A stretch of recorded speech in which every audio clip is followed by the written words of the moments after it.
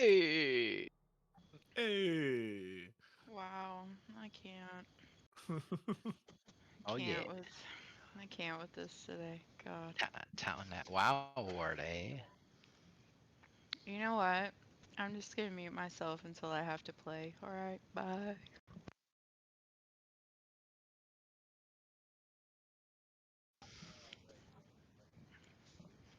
Yep.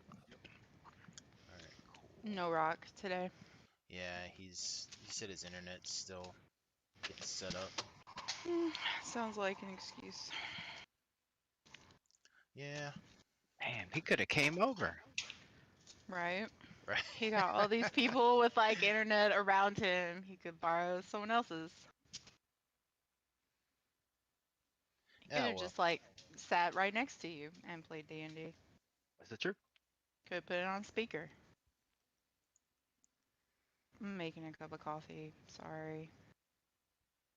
I'm almost ready. okay. Just let me know.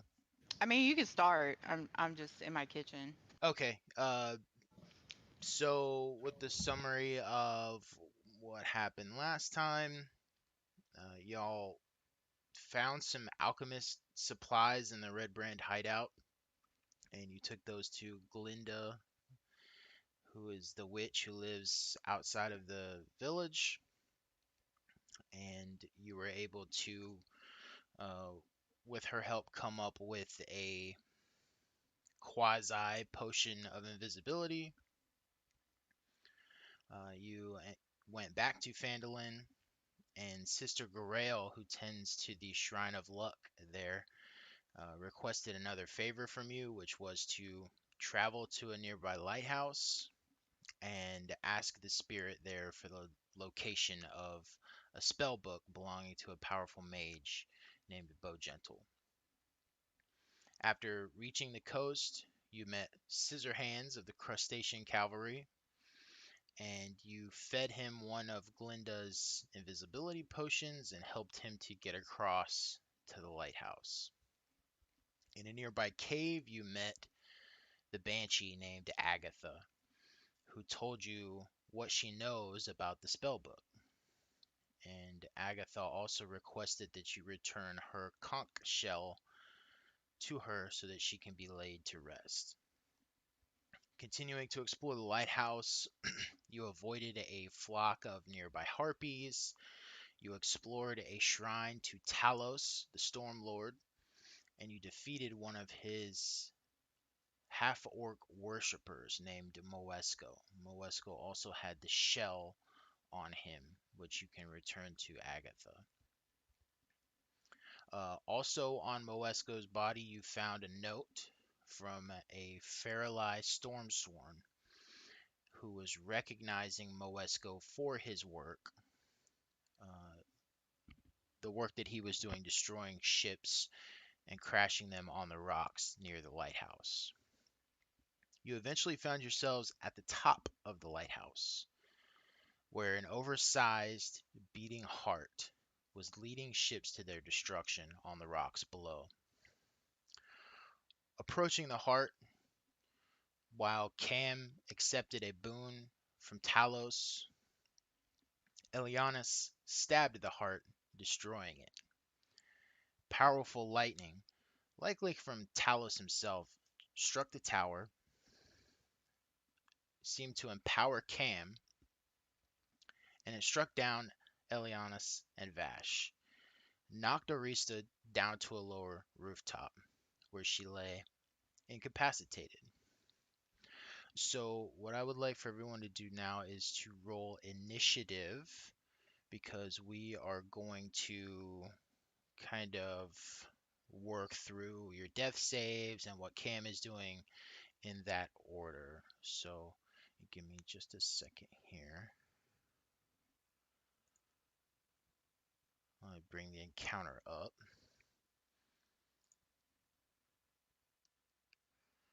Everybody go ahead and roll initiative. I see some rolls here already. I don't know if those are current. I just rolled a 6. Okay, yeah, I got 6, 17 17. for Cam, and 16 for Arista. Okay, so we're good. Hmm. Yeah. Yeah, I'm gonna go ahead and roll for Vash. Wow, 18. Oh.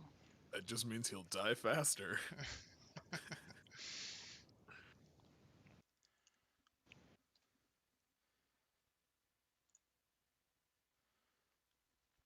All right, so how this is gonna work, Vash is gonna go first. Um, and I'll kind of get with Rock and have him kind of explain his side of it also. But as those of you who are down, as you roll your dev saves, I want you to do so with the understanding that your lives are flashing before your eyes. And so for each save, whether succeed or failure, I would like you to describe a memory from your life that flashes in front of you. So Vash's first save is a failure, unfortunately.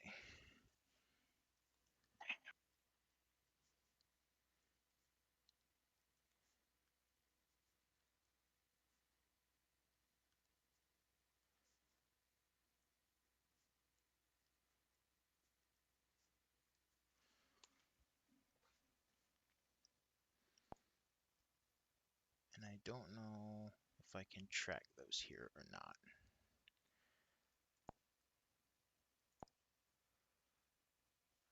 Looks like I can't. I think it'd be funny if you made up memories for Brock's character and then he just has to go with it. Yeah, I won't do that to him. I'll get with him at some point and we'll record something, I guess, and share it with everybody else. But with that Alright. being said, Vash takes a failure with a roll of 8, and I'll go ahead and track all his rolls too. Did he have inspiration for praying still? Let me look.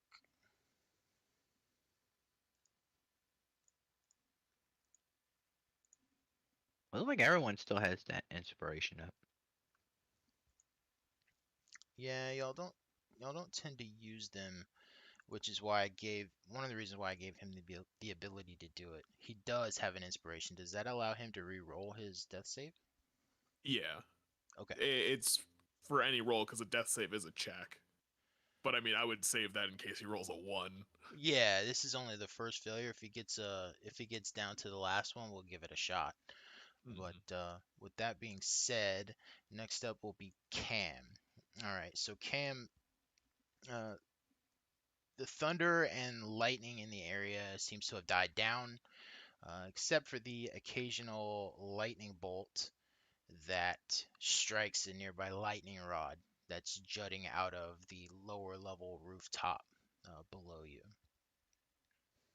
If you remember, this is the lightning rod that's that is constructed to where it comes down directly into the shrine room below. Um, the rain that was coming in heavily on one side of the tower now slows down to it's just a light mist. There's a humid fog beginning to form just over the water. The smell of heavy rain lingers and begins to mix with the familiar salty and fishy smell of the coast. As the storm clouds dissipate overhead, a purplish orange glow shines through the clouds, and you see the sun is halfway down to the horizon. Vash and Elianis are at the top of the tower with you, and Arista is on the rooftop below. And so I will send you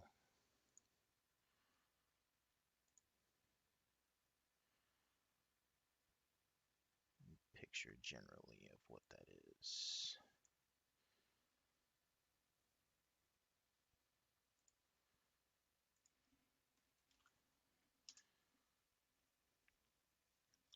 So you're on the uppermost level of this lighthouse tower, and then uh,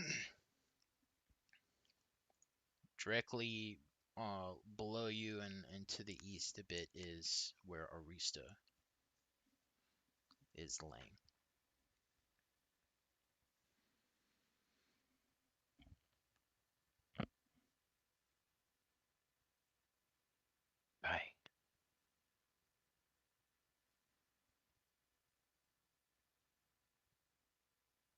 look at this. I got 1 potion of healing in my backpack.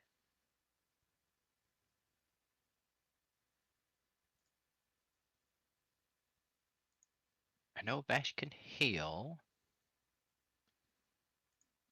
So I'm going to give him a potion. Okay.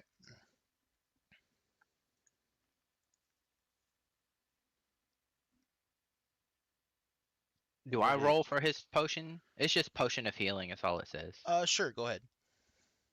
Because it's just a 1d, It's 2d4 plus 2. oh, shit. Okay, so, alright.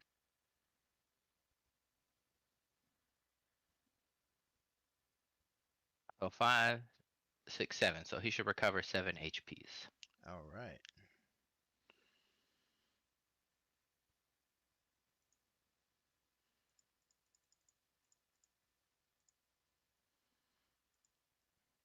All right, Vash, as you pour the liquid down his mouth and you kind of manipulate it down into him, he slowly opens his eyes and wakes up and seems kind of dazed, a little out of it, but he is up with 7 HP. Voice.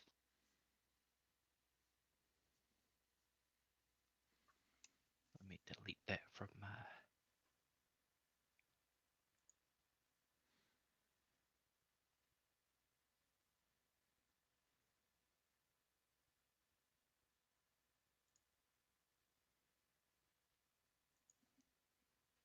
I don't think I could do much else. How far is that fall to Arista? Let me take a look. I want to say it was like 20 feet or so, but I will double check.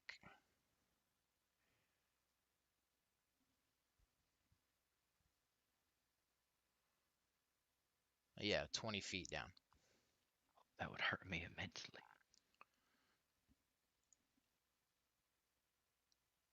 Alright, I'll wait. Well, there was the door like halfway down the tower that I think leads to that rooftop. If you wanted You to move, don't. But he didn't want to come out there. Aren't there harpies like out there with me? I don't care about harpies. Oh God. I mean, do you want us to just leave you then? Well, I don't want anyone to else to die or whatever. Well, or if all 3 of be us get up, incapacitated. then we can roll out. Sure, but take care of yourselves first. Alright, I'll wait for Eliana to get up. So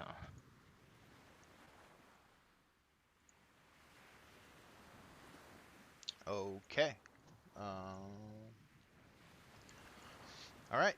Arista, you are next. Please roll a death save, and with it, describe a brief memory from your life that flashes before you. What do I click on here to do this?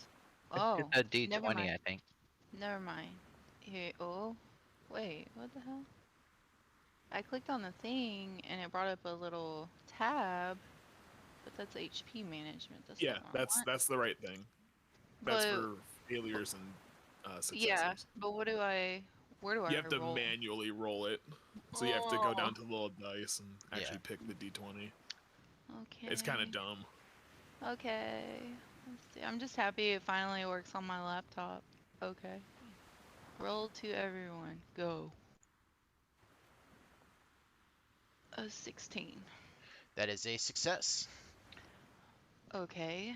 So a memory flashes before my eyes, and it is of a time when I was a little girl, when I lived in, what's that place called?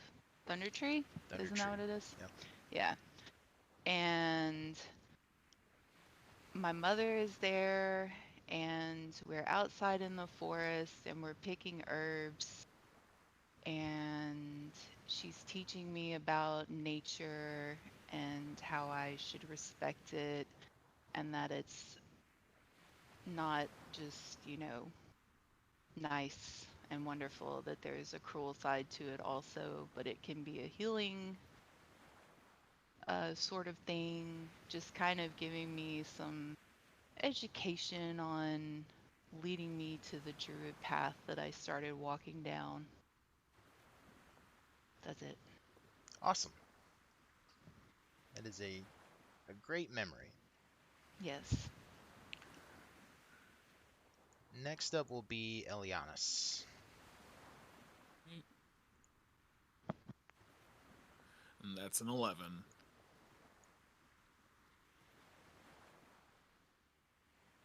And then Elianis has the memory, like when she gets hit by the lightning and hits the ground, she has the memory of being a child and playing in the Silverhand's study at Silverhand Manor, and her and Sky playing in her father's library, and falling from one of those rolling ladders that goes along the like the bookshelves and stuff, Oh, and waking up to Sky crying over her because she thought she was dead.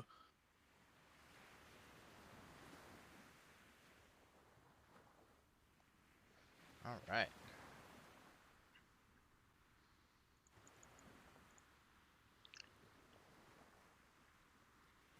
Uh, Back up to Vash, and I'm gonna take, because I haven't heard back from Rock yet, I'm gonna take a little bit of liberty here, and because I know Vash has some healing, and that would be the reason for bringing him back up.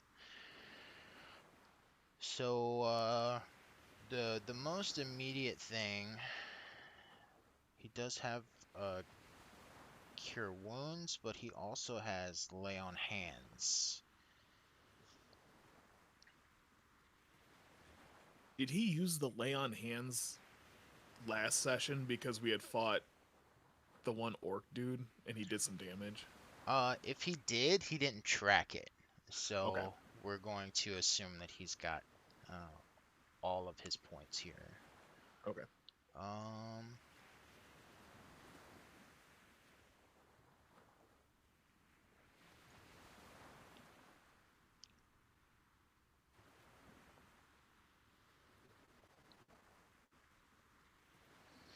okay, so he's going to.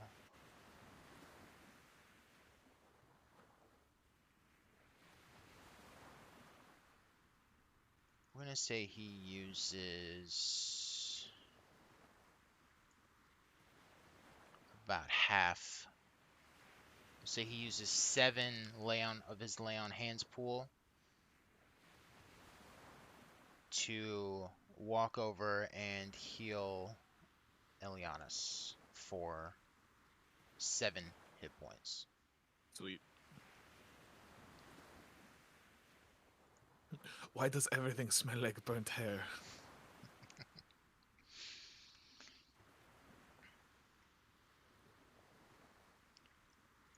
All right. And then he's also gonna take a look. Yeah, okay, yeah. Yeah, you all have inspiration points. So, just keep that in mind as well, because he can generate those. I won't do too much with his character, but we'll get to the point where uh, if everybody's back on their feet, then he'll just kind of go into autopilot. But Cam, it's on you.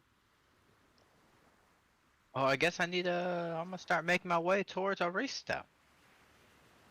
Okay. After picking up some heart pieces and putting it in my pocket. You want pieces of this heart. As you look at it, it slowly seems to be like melting away. It seems to be decaying rapidly, but there's some pieces of it. It's not so much pieces, but more just like you scoop up a handful of it, and you can absolutely do that if you want to. Sure. Okay.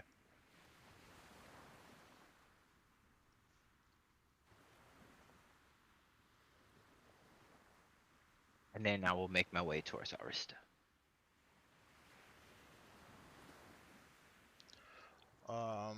How? I guess those guys just gonna go down the stairs. Okay. What's your movement? Uh, 30 feet. All right, so we'll say 30.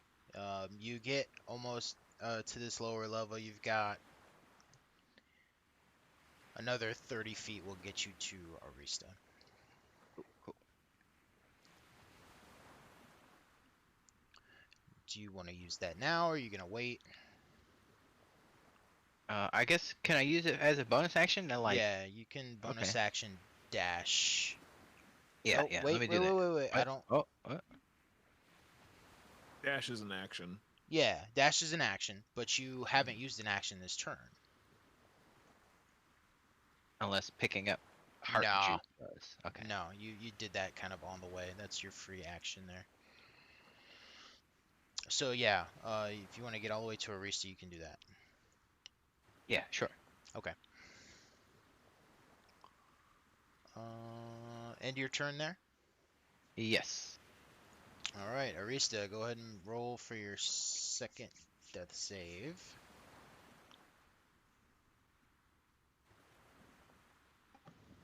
Okay.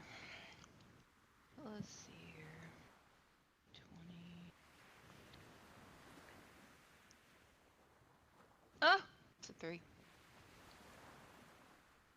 That is a failure. It's definitely a failure.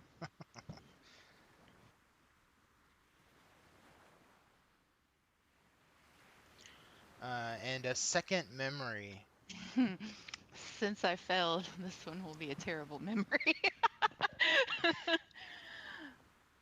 Okay, so let's see. Suddenly, I'm back in the village, and it's right when Mount Hoteno erupted, and everyone is screaming and panicking, and I'm just trying to find my mother. I don't know where she is, um, but I can't because there's just so much chaos and everyone panicking. And so I start to run too, and then it blacks out, and I can't remember anything after that. All right, fantastic. So, Cam, looking to the southern edge of this building,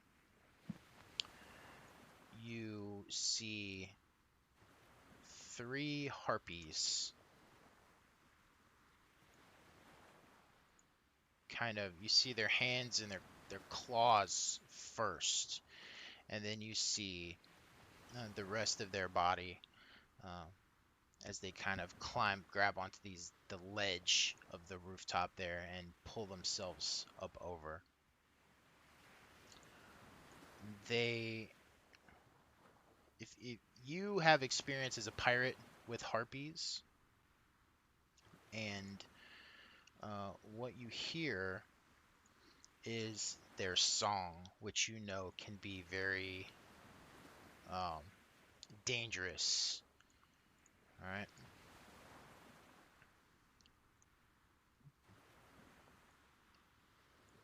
Um, just because it's been known to charm people, and so they don't move towards you. They're just their movement is just climbing up over the edge of the roof. But I will need you to make a wisdom saving throw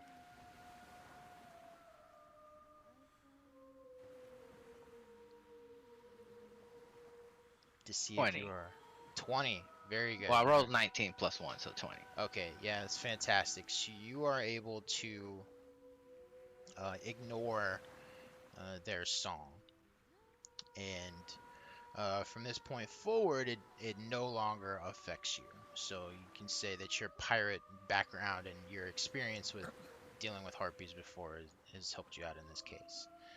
In real life, I would have been enslaved in less than a second.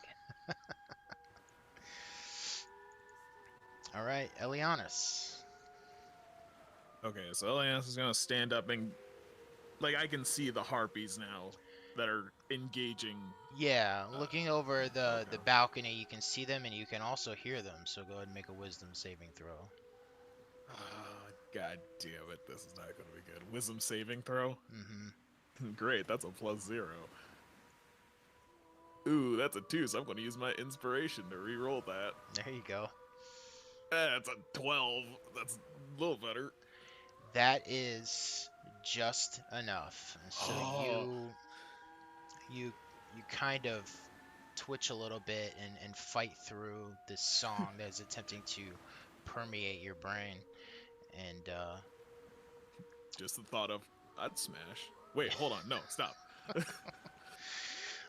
oh yeah, and just to give you an idea of what a harpy looks like if you don't know,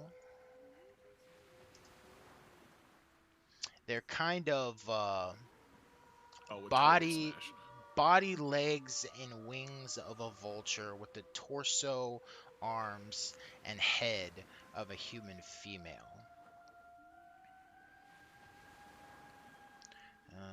And it looks like, yeah, that's about all you see right now. Okay, so I'm going to use my insightful fighting to target one of the harpies, which is what is it? I believe it's my insight versus their deception.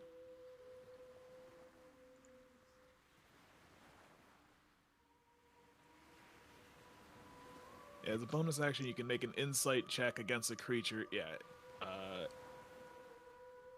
that isn't incapacitated, contested by the target's deception. So my insight Okay. versus their deception. They rolled a 19. Oh, I got a 17. Damn it. All right. So then I'm just going to try and shoot it with my bow.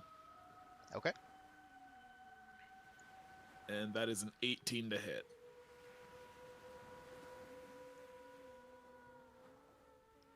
I'm assuming 18 hits. Yeah, 18 is gonna hit. And that is 4 damage. All right.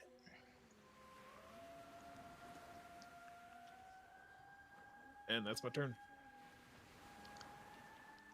Fantastic. Let me go ahead and roll. Okay, yeah, Vash is not charmed by the harpies either. So, back up to Vash at this point is kind of on autopilot. He's, well, we'll say he uses his movement to get to where Cam is at. His movement and his action to dash. But he would not be able to heal this turn. So he's right here next to Orista as well. He's just our healing drone. He doesn't actually do anything except heal. Yeah, and pretty much as soon as Orista's back up, he's gonna go back to autopilot, and because I don't want to do too much with his character. But yeah. Okay, Cam, it's on you. Damn, I have no more reviving potions. Can I revive someone with a kiss? Oh God, please no! Just leave me dead.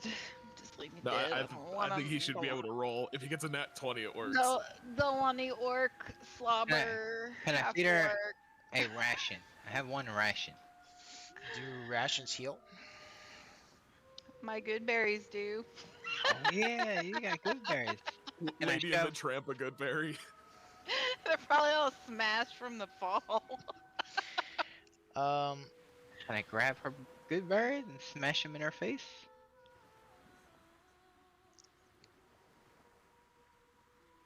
I'm okay with it as long as as long as you think Orista would be okay with it. Which she can just tell you right now if she's all right with that or not. I don't care. All right, so roll a Rummage. roll a perception check. All right, perception. I'm scared that next roll is gonna be a 1. Oh, 7. 7. It's not quite enough. She's got a lot of component pouches for spellcasting, and she Ah, collects various Mhm. different you caught things, you and caught me touching her boobies. Oh my god. Are Crumpled these heap. good How dare berries? you? Are How these and good dare you berries? and take advantage of me? yeah, and on a 7, you're not able to pick out because there's some other berries in the pouch as well. You're not able to determine which one is the good berry. Yeah, I just grabbed the fun berries. Oh god. Give me the poison berries. All right. Is that it for your turn, Cam? Yes, I'm very satisfied with my turn. Great. Arista, third death save. Okay. You got 1 success and 1 failure. Okay. Alright. What is that? An 8. And 8 is a failure. Mm-hmm.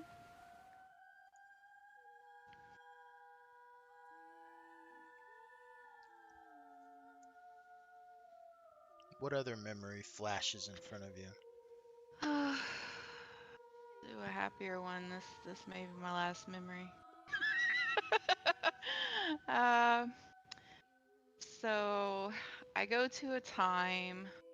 I remember a time when it was after Hotono erupted, when my mother's friend took me in that lived in Neverwinter, and I'm in her home with a mortar and pestle, just grinding down some herbs while she talks to me about just random things that she knows about herbalism, um, and just, you know, being in her home and how it was kind of a refuge after everything terrible that had just happened in the years before. And she was my home again. And then fade to black. All right, awesome. Next in the initiative order are the Harpies, who you all now see. Um, they are going to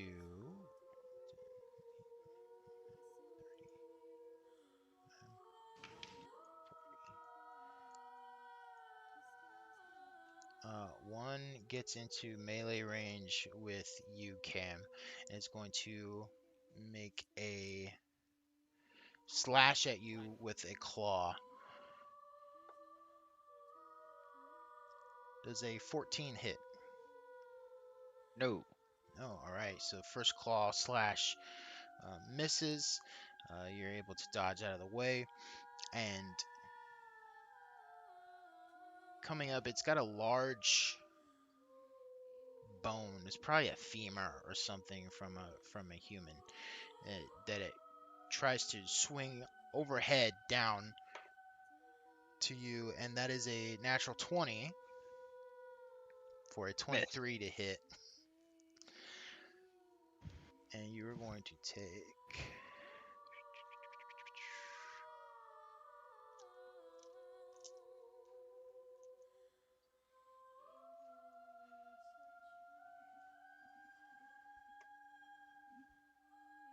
3 bludgeoning damage.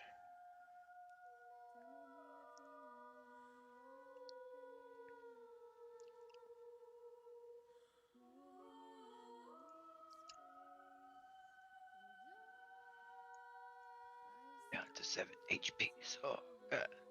The second one flies up, cannot quite reach you, and the third one flies up and also cannot quite reach you. So you have 1 in melee range and 2 that are just outside of it. So all 3 of them are going after Cam. Yeah, Okay. Cam is kind of in front. There's Arista's laying there, and then Vash hanging out towards the back. That is their go. Elianis, it's on you. All right, I'm going to try and shoot the one that's engaged with Cam Okay. with my short bow. And I am going to... That is a dirty 20. Okay, that hits. All right. So that is... Ooh, that's 9, and then plus my sneak attack damage. That is 6, so 15 on that shot. Oh, fantastic. You see, that one is a significant hit as you're, it's a bow and arrow that you're using? Yep, short bow. And yeah, as the bow goes straight through uh, its chest, like upper pec area. And that was a pretty significant hit. All right, and yeah, that's all I can do. All right.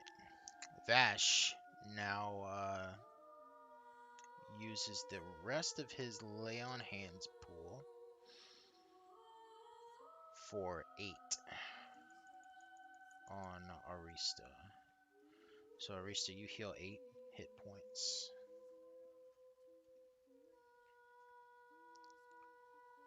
Nice.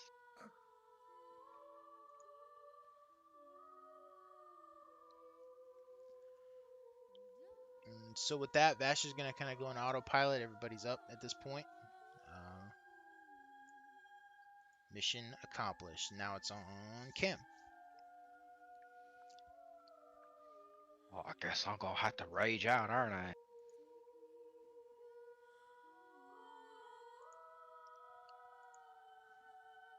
And I need to do my wield's magic.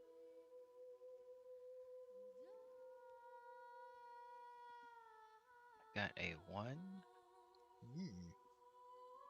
So, a shadowy tendril slash around me. Each creature of your choice that you can see within 30 feet must succeed on a constitution saving throw or take 1d12 necrotic damage. Wow. I also gain 1d12 temporary hit points. Nice. So Okay, let me roll a 1d12 real quick. that's a Constitution save for these. Yes, they have to beat a 14. So I get 12 HPs temporary. All right, the first one rolls an 11. Fail. Let me roll the damage for that. That would be a 1d12. Okay.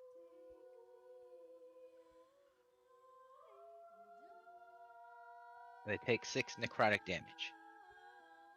All right. Cause I can see all 3, right? Yes. Yeah, all Okay. 3 of them are like right in front of you.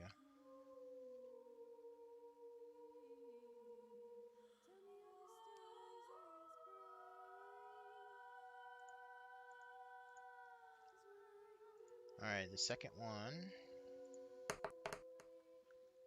rolled a 5, so it's gonna take 6. I'll have to roll for each. Oh, you roll for each one? Okay. Yeah. That one's only 4. Okay. So we'll heal 2 back. Okay. And the third one rolls a 21. Oh, okay, so that one is safe. But now I get to try and attack the one in front of me.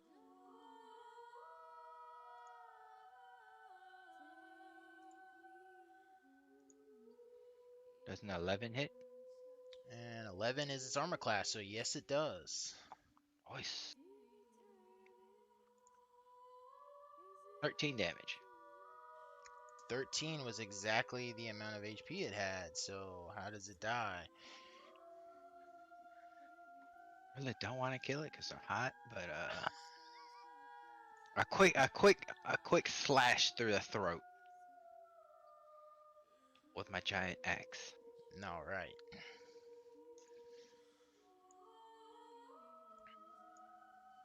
And that shall end my turn. Okay, end of your turn. Arista, you're up. Okay.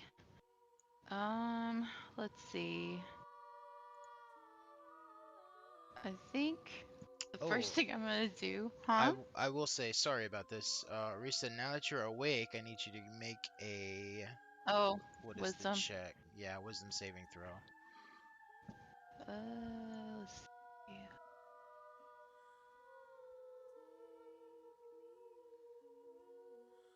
Was that a nat 20? That Plus was a nat 5? 20, yeah. Plus 5, because I got plus 5. 25 So, definitely does it. You are yeah, unaffected by the song. that's wonderful. Um, there's nowhere to hide up here, is there? We're on a roof. Here, I guess. Can I go basically move behind, put Vash in between me and that other living harpy? Oh, yes. So I want to do that, and then after that, oh, what did I do? Did I close something important? No. Okay, after that, I'm going to cast. Let's see, can I cast it? Let me make sure. Yes, I can. Let's see. I'm gonna use my bonus action to cast Healing Spirit, and I'm just gonna put it like right there. Oh, do you want me to read it? I can read it for you. You call for the nature spirit to soothe the wounded. The intangible spirit appears in a space that is a 5-foot cube. You can see within range. The spirit looks like a transparent beast or fae, so it'll just be a fae. Until the spell ends, whenever you or the creature you can see moves into the spirit space for the first time on a turn or starts its turn there, you can cause the spirit to restore 1d6 hit points to that creature, no action required. The spirit can heal constructs, or it can't heal spirits, or can't heal constructs or undead. It can heal a number of times equal to 1 plus your spellcasting ability, so that would be 4 times for me. And then it'll disappear after it heals those times. And then as a bonus action, I can move it up to 30 feet. So I'm gonna stick it down like right there, right on top of us, basically. And I'm gonna heal myself first with it. I All wonder if I right. can just. I wonder if I can just hit the thing on here. Yeah, I can. Okay. So why doesn't it come up? I heal myself for 2 more. My little spirit. And then was that was it, right? Because that would count as an action at that point, Um, or casting the spell was a bonus action. yes, it, but it would also be a bonus action to like. Well, it doesn't actually take an action, is what it said. If Right. Yeah, it's just something enters it. yeah, it's a bonus action, and you cast a spell and you maintain concentration just to keep it there. Yeah, So you're not able to move it. You can use a bonus action to move it, but you've already used your bonus action. yeah. So So, um, I guess I can still. Well, I'm kind of hiding. I don't think I can see the other one. So unless I try to peek around in Thornwhip, I'm hiding behind Vash. Can I Thornwhip the other one um as my action? yeah, you still have an action left. Yeah. Okay. I guess I'll try to Thornwhip the living one. Let's see. You've got a choice between Oh. two. Um, the one on your right uh, has taken damage already. The one on your left has not. Okay. Okay. Well, I rolled a 12 to hit, That hits. and I'll hit the one Isn't there one that's already hurt? Isn't that what you said? Yeah, there is one that's already hurt. Okay, I guess I'll hit that one then. Okay. And see, I hit it for 6. 6. Fantastic. Yeah, I'll be right back. Okay.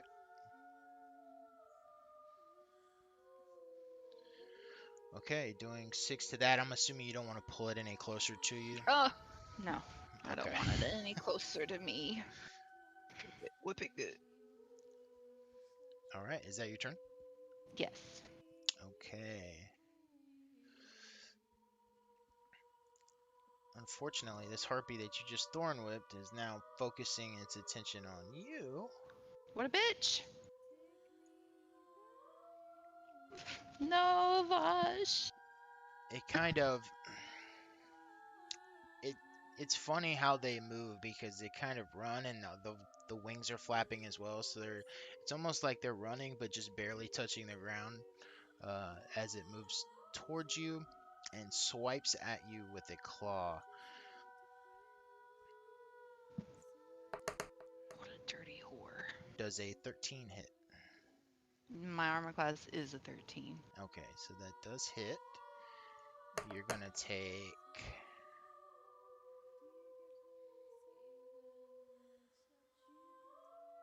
6 slashing damage. Whore. I'm gonna die again. What happened? And it also has a large this is not so much a femur, but it's like it's holding a skull. It's like it's got its hand inside of a skull and it tries to punch you with it The for oh my god, 22 to hit Oh, well, of course it hits.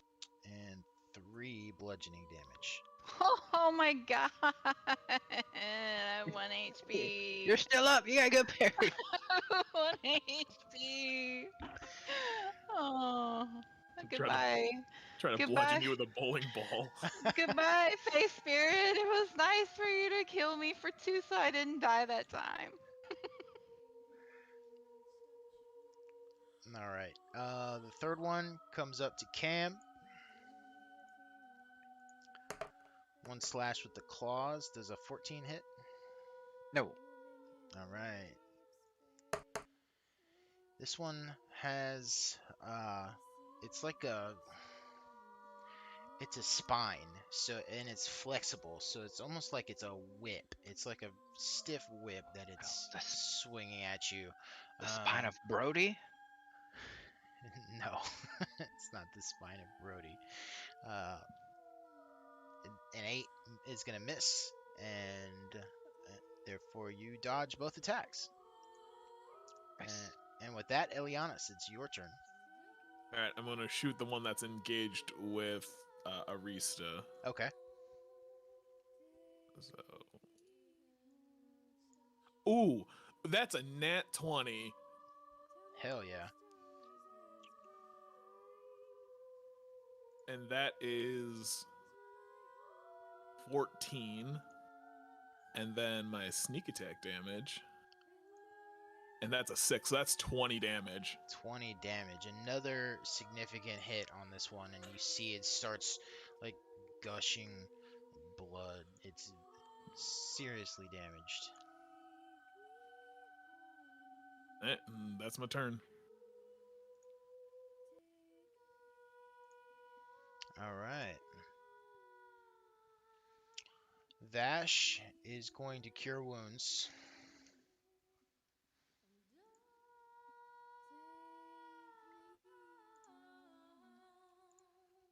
On Arista, you're going to heal 11.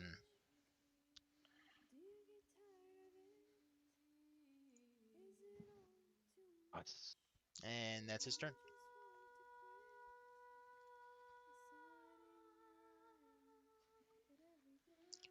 Next up is Cam. Guess I'm gonna have to try and kill the thing that's killing me right now. Can't you do that tendril thing as a bonus action again? No, they tell me if I could use it again on the next turn. That one doesn't seem to be Oh, okay. reusable. But I got that 12 HP, so that's cool. Oh yeah, let me try to see if I can kill it then.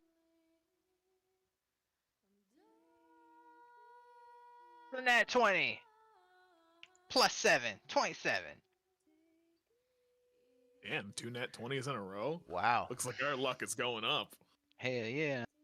All it took was Rock not being here. I also get something for that. I could like attack twice, I think. I think it's just double damage and then you add your bonuses after. No. I got savage attacks. It's one of my racials. When I Okay. score a critical hit, roll one of the weapon's dice one additional time and add it to the extra damage. So is that 3 rolls?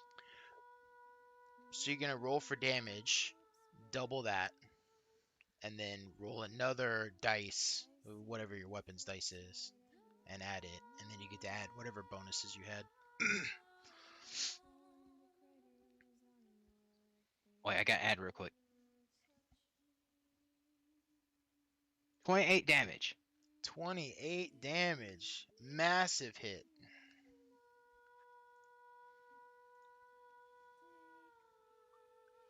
This one also, it's like with that hit, you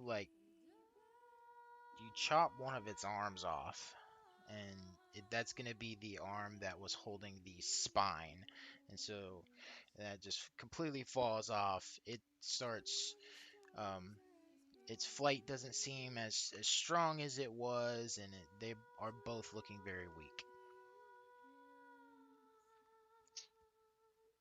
And turn. All right, Arista. Oh, that bitch that hit me is still alive right there, isn't it? Yep, you've got one in melee range of you. Alright, well, I guess since my concentration broke anyway, and I got healed, I'm gonna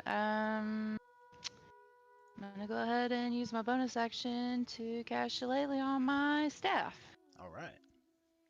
And I'm gonna hit the bitch, or I tried to. Hell yeah. Let's see, where is my attack? Okay, let's see if this works out. Is that on the corner? What is that, 13? 13? 18. 18 to hit. 18 hits. Alright. I hit it for 10. Nice. 10. Definitely takes it out as your staff swings around and cracks it. What does that look like? I'm gonna hit the bitch in the face. Like Yes. a baseball bat. Hell Get yeah. that tongue out. Baseball bat swing as your staff is glowing with this natural green energy, and you put both hands on one end and you swing it at like a baseball bat, and you crack her across the face, and she immediately falls to the ground. I dead. gotta let out a feral scream when I do it too. Yes. I just came back from death. All right. Is that in your turn? Yes. All right. Last harpy. Still attacking Cam, but is only going to be able to make one claw attack. Does a 17 hit? Yeah. All right. You're going to take 5 slashing damage. And I will half that because I'm raging, so that will be 3. Fantastic.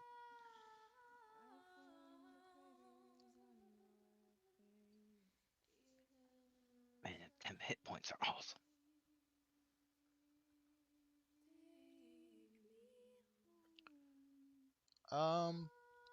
And it is going to try to move away. So Cam, you're going to get an opportunity attack. Oh, what? All right. Does a 25. Oh, holy crap. Okay. So roll for damage.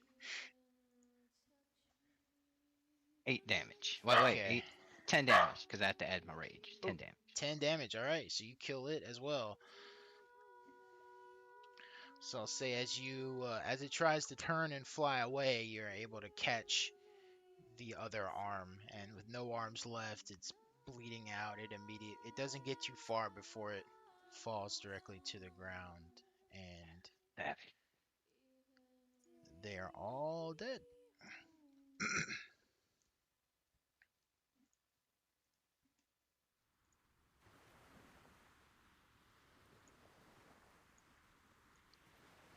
Elias is gonna go down and meet everyone on the rooftop. All right. That was fun. Does anyone else feel real shitty? I feel great.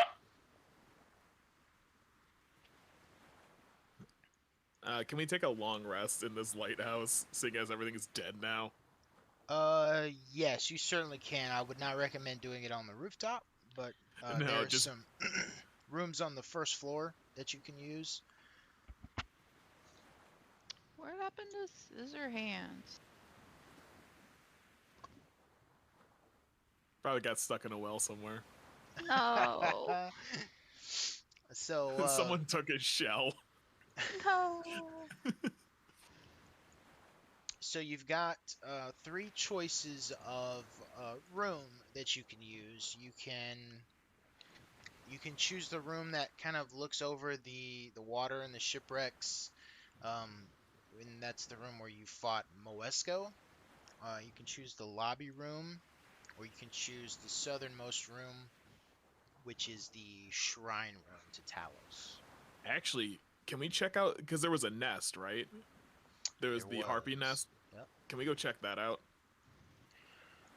Yeah, you can, from this rooftop that you're currently on, you can look over the edge of the roof down into the nest, or you can go, you'd have to go back through the shrine room. Yeah, like I want to go and actually like investigate to see if we can find anything in there. Okay, great.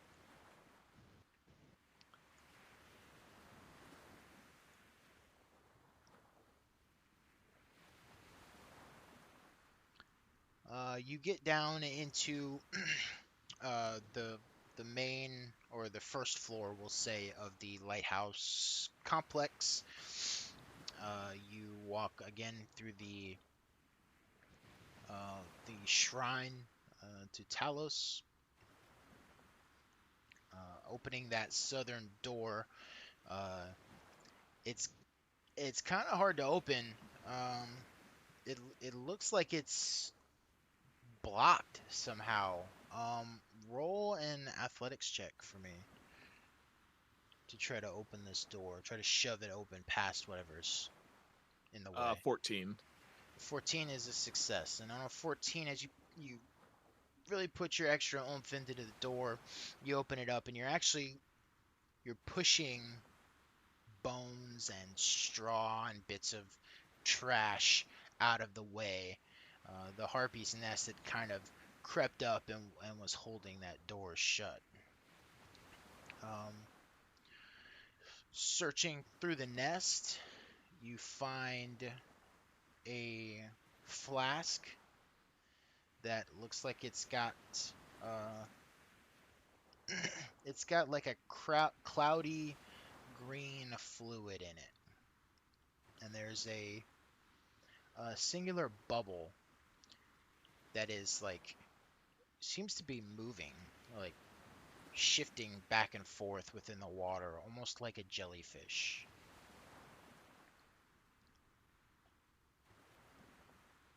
And that's it. That's all there is to be found inside the nest. Interesting.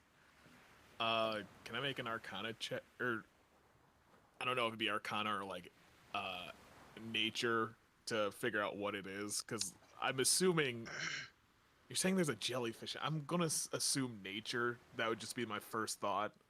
Well, handling this item, you do get the sense that it's a magic item. So, um, I'm not proficient with Arcana, so I don't know if Elianis would naturally think of something like that. But... and I've looked at this several times, but I always forget about identifying magic items. I constantly look at it, and then I always forget.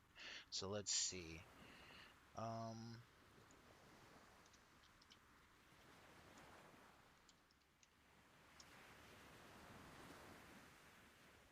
I know there's like the actual identify spell. Yes, that's one way to do it.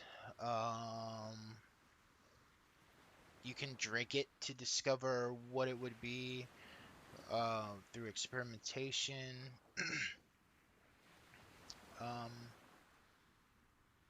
You wouldn't need to attune to it.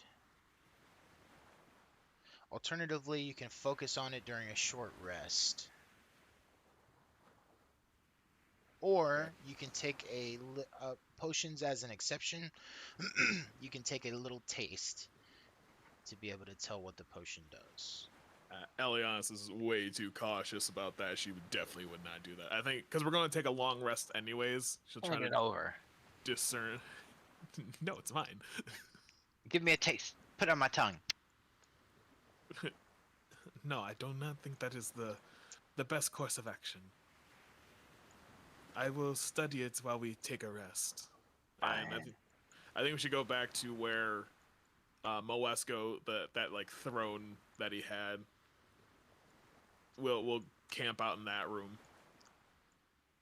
Okay. Unless anyone has objections to that. Hell no. Sleepy time. Alright, so long rest, and I'm going to try to figure out what that potion is. Okay. As you take a long rest, and anybody else, feel free to chime in with what you want to do. But handling the item and studying it, you discover that it is a potion of water breathing. Ooh.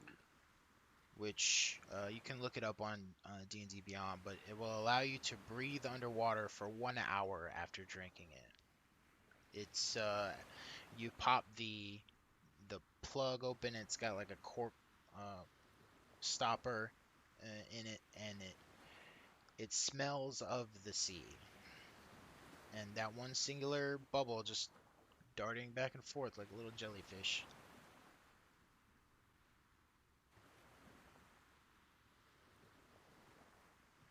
Looking at the bubble, it's just a bubble. It's got something is causing it to dart back and forth. It's not actually a jellyfish. It's just a little bubble that hasn't been popped yet. Sweet.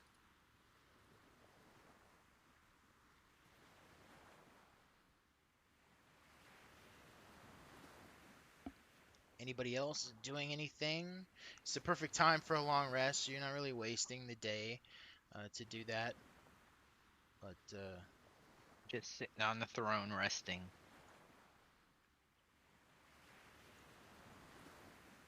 all right, and yeah, that throne, you got to be careful around it because it's just a big chair. But it's covered in barnacles and dead sea life.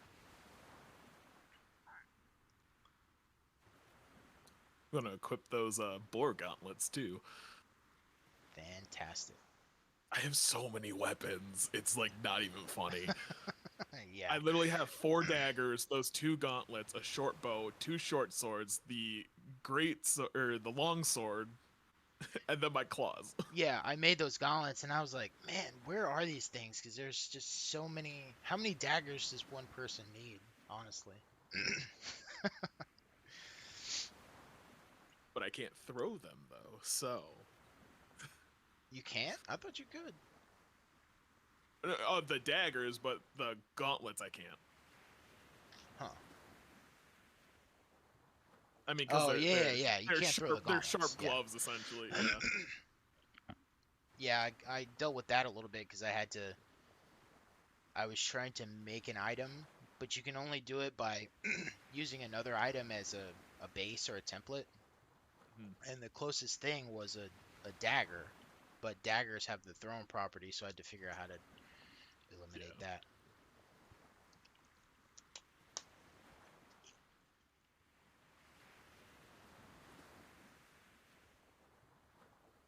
All right. Okay, Anything so happened during our long rest? are you taking watches? I mean, I would be kind of trying to watch and trying to figure out that potion. So I mean, I guess. So we'll say you took the first watch, or did y'all take Yeah. any other watches, or too tired? Too tired. All I did was make a fresh batch of good berries. That's all I did. Okay. So Elianis, you uh you get the opportunity to watch as the sun sets over the coastline, and from this angle, looking out, you're kind of looking to the north, and so looking over to the right, you do see the coastline extend northward. Looking out to the left window, you can see nothing but open sea. Um, Roll as you are focusing on this potion and discovering what it's about and doing whatever else that you would like to be doing. Roll a perception check. Perception. That's a 7. That's a 7. Uh, okay, as you were. You go to sleep. You don't wake anybody for the next watch. You feel pretty safe in this area. You know, people have to get past a banshee and possibly a giant crab in order to get to you. So it's a pretty secluded area. I put a And bell on the front door. okay, um, no ringing of the bell overnight, and uh, you wake up to the sound of tapping on the window. I looked at the window. And looking at the window, you see an enormous claw, bright red. Oh, hello? Is anybody in there? Scissorhands, is that you? I'm so happy. It is I, Silverhand of the Crustacean Cavalry. Revelry, revelry, up all bunks. It's time to seize the day. I hate Scissorhands, but I love him. He's the best. Well, all I can think of is Sigurd from Dark Souls. That's the only thing I can think of whenever he comes up. Alright, well, I guess we're gonna go hang out with Scissorhands today. Hey, did we ever give the what's her name? No, we literally just got it, and then we died, and now we got up. We're still on that mission right now. Oh, okay. And then suddenly scissor hands. Mm-hmm. Suddenly Silverhand. That's great. So do you go outside? Yeah, or actually, can I just open the window? No, it doesn't have any hinges or Damn it. slides or Alright. anything. Alright, we go out and meet Scissorhands. Going out to meet Silverhands. He's got. Where is it at? All right, he's got a weapon. He's holding a weapon in one claw, and so what I'll do is I'll ask you all what weapon he's holding. You have a choice. You can choose a battle axe, you can choose a longbow, you can choose a mace, or you can choose a short sword. A crab shooting a longbow would be hilarious. Man, I'm trying to picture it with my mind, He's not. and He's not holding it like he's gonna use it. He's just holding it. Oh, oh, assuming that he's gonna give it to us for helping him. Cam, what do you have as a weapon? Just a normal axe or sword? It's a great axe. I'm almost wondering if this would be like a magical axe, so I'm almost I'm thinking because you're our tanky boy right now. It might be better if it's the great axe. It's ma'am. It's a Or, tanky sorry, girl. Oh tanky my girl. god. Sorry, sorry. Oh, You're a tanky girl. Our Swedish chef, tanky girl. Because you still don't have clothes on. You just have an apron and hat. that's it. I'm almost thinking it might be beneficial for you to have the great axe, because the only thing that would interest me would be the longbow, but then So, Aristo. so the thing about it's, Hmm? I will give you a great axe if you choose a great axe. The original choice was a battle axe, which is actually going to do less damage. It's a one-handed weapon. Oh, But I will give you, if you choose great axe, I will give you a great axe. Interesting. because the only thing that would really interest me, because I have Talon, which is a magical sword, but it's just +1, and then the only thing that would interest me would be the longbow, because then I can do damage from far away. But then Arisa, because can you use short swords? Nah. No, I need my staff because it's my Okay. focus for casting. I need it. So a magical weapon, because Rock has that one mace or whatever it is that's magical. Yeah, the Yeah. god mace. Clark's Morning Star. Yeah. So I'm thinking we either go great axe or longbow, depending on what you guys want to do. You know, cool with it. Yeah. Whatever, it's fine. Can Mhm. we know what they are before we choose? Like what the special thing is? They're all the same. Well, the benefit that you're gonna get from this is the same, no matter what you choose. It's just a matter of Okay. what weapon do you want. You can roll a d2. D2. All right. There is no D2. Just flip Roll a a coin. D4. Yeah, flip a coin. Or yeah, Odds. you can do d4. I was gonna say odds for great axe, evens for longbow. You good with that? Perfect. Sure. All right. That's a 4. Longbow it is. Longbow. All right. He Wait, can I says, even? Scissorhands. As you approach him, he says, "Whoa, ho, ho! I took the liberty of exploring the ocean while I was invisible, and I was able to get past those nasty brutes, and I found this." And he hands you a longbow, clearly magical. Once again, you're going to have to spend some time with it in order to Mhm. determine what exactly the bonus is. But yes, you receive a magical longbow. Is a longbow a simple weapon or is that a martial weapon? A longbow is. It is a martial weapon. Ah, fuck.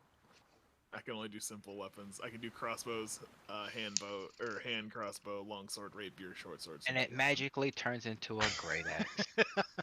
If you want. Wow. If you want. That's fine. Do you want the great axe on?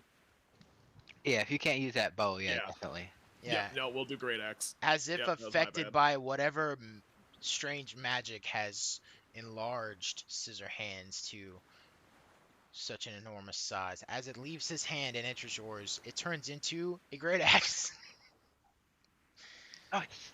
which you can tell once again is clearly magical, but it's going to take you some. It's going to take a short rest to determine what the properties of the weapon are. Well, it looks like we're taking a long rest. No, Scissorhands, is there more magical items down there like this? Ooh, I would say so, uh, but the problem is those brutes in the water. And he points with his other claw over the side of the cliff that you're standing on, and you see massive sharks swimming around. It looks like there's about 3 of them swimming around in the water, in, out, and around and amongst what looks like 5 clear shipwrecks. There's debris kind of everywhere, but looking out now as you see portions of one ship on the bow and another portion of a different ship on the aft end of the ship.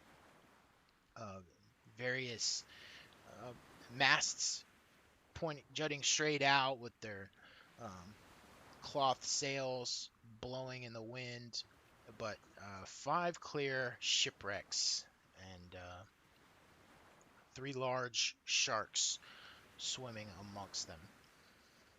So I have a potion of invisibility, a potion of water breathing, and the witch charm that lets me cast animal friendship. I think I could get one of those ships. Oh, it's such a bad idea. Okay, What? no, Elianos wouldn't do that. I would totally do that, but all right. Silverhands, where will you go now? Well, I'm still massively oversized. I think if I went back home, I would scare everybody. I'm also not used to talking. I fear I would be outcast if I went back in this state. Because we have the mission. We gotta try to make him small and dumb again. And didn't we get a clue on who did that to him?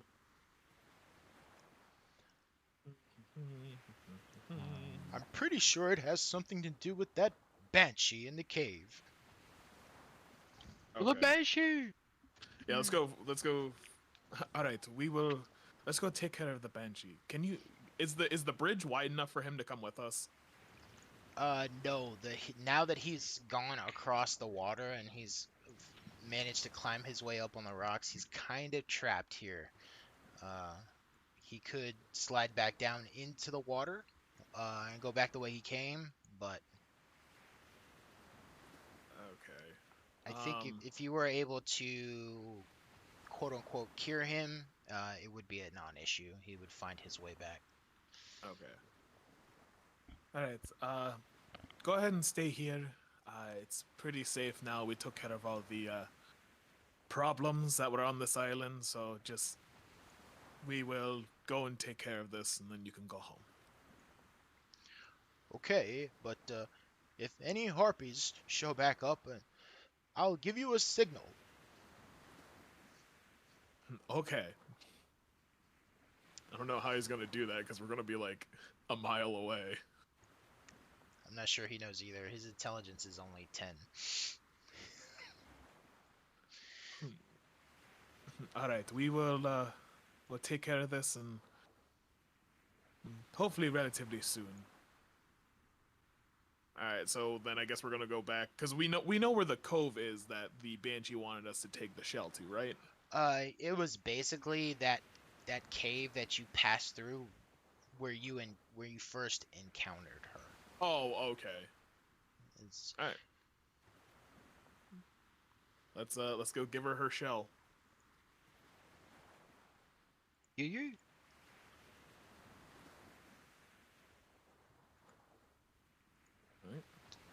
Yep, headed back to the cave. And you can tell now, you didn't notice it before, but you can tell now as you approach the cave, the temperature drops a solid 20, 30 degrees. Much colder in this immediate area than it is anywhere else on the beach or on the lighthouse. And so you bring the shell back, but you don't see any sign of the banshee. Hey guys, I don't see the Banshee. Because we just needed to bring it back to her, and oh god damn it! All right, I'm gonna place the conch shell just in the middle of the cave, and then just kind of back away. You see, as you back away, you see from the ground up, you see a ghostly webbed hand reach up, curl its fingers over the top of the shell, and slowly drag it into the ground, and it disappears. The temperature slowly begins to rise back to its normal level.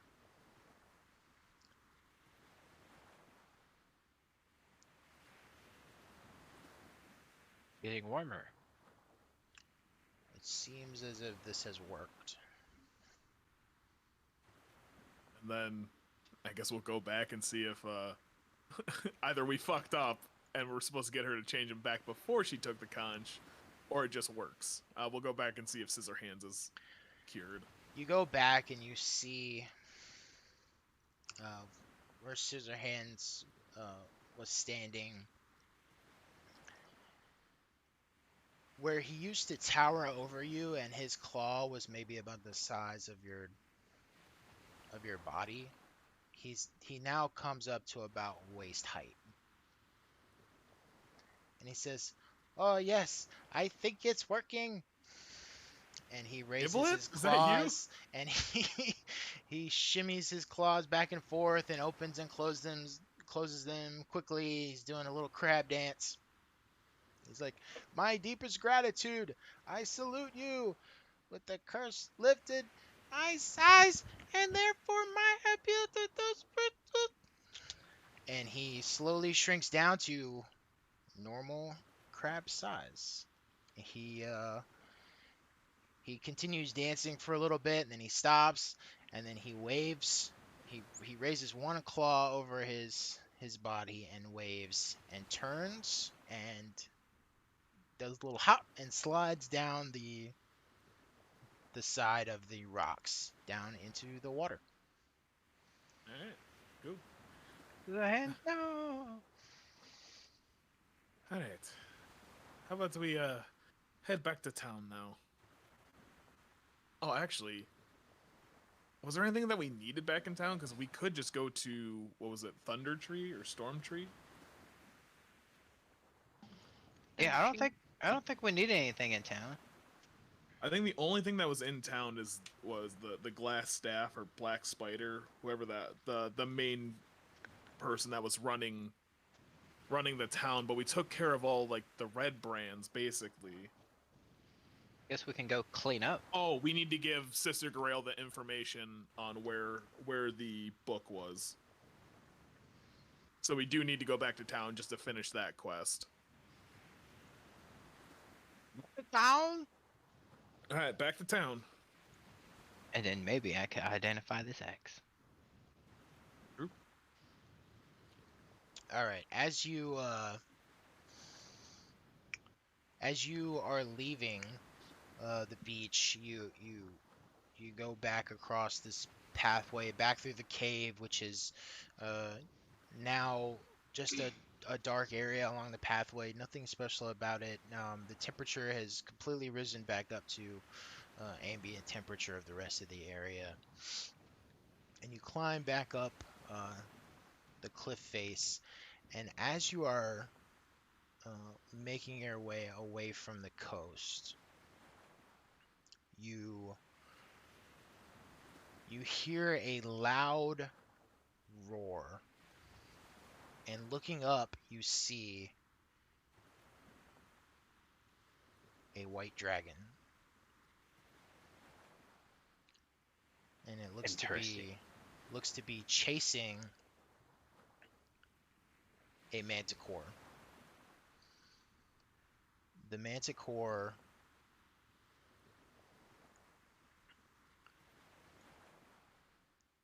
seems to turn and try to fight back, maybe trying to push this dragon off. The dragon, it looks like, gets a claw into the manticore, and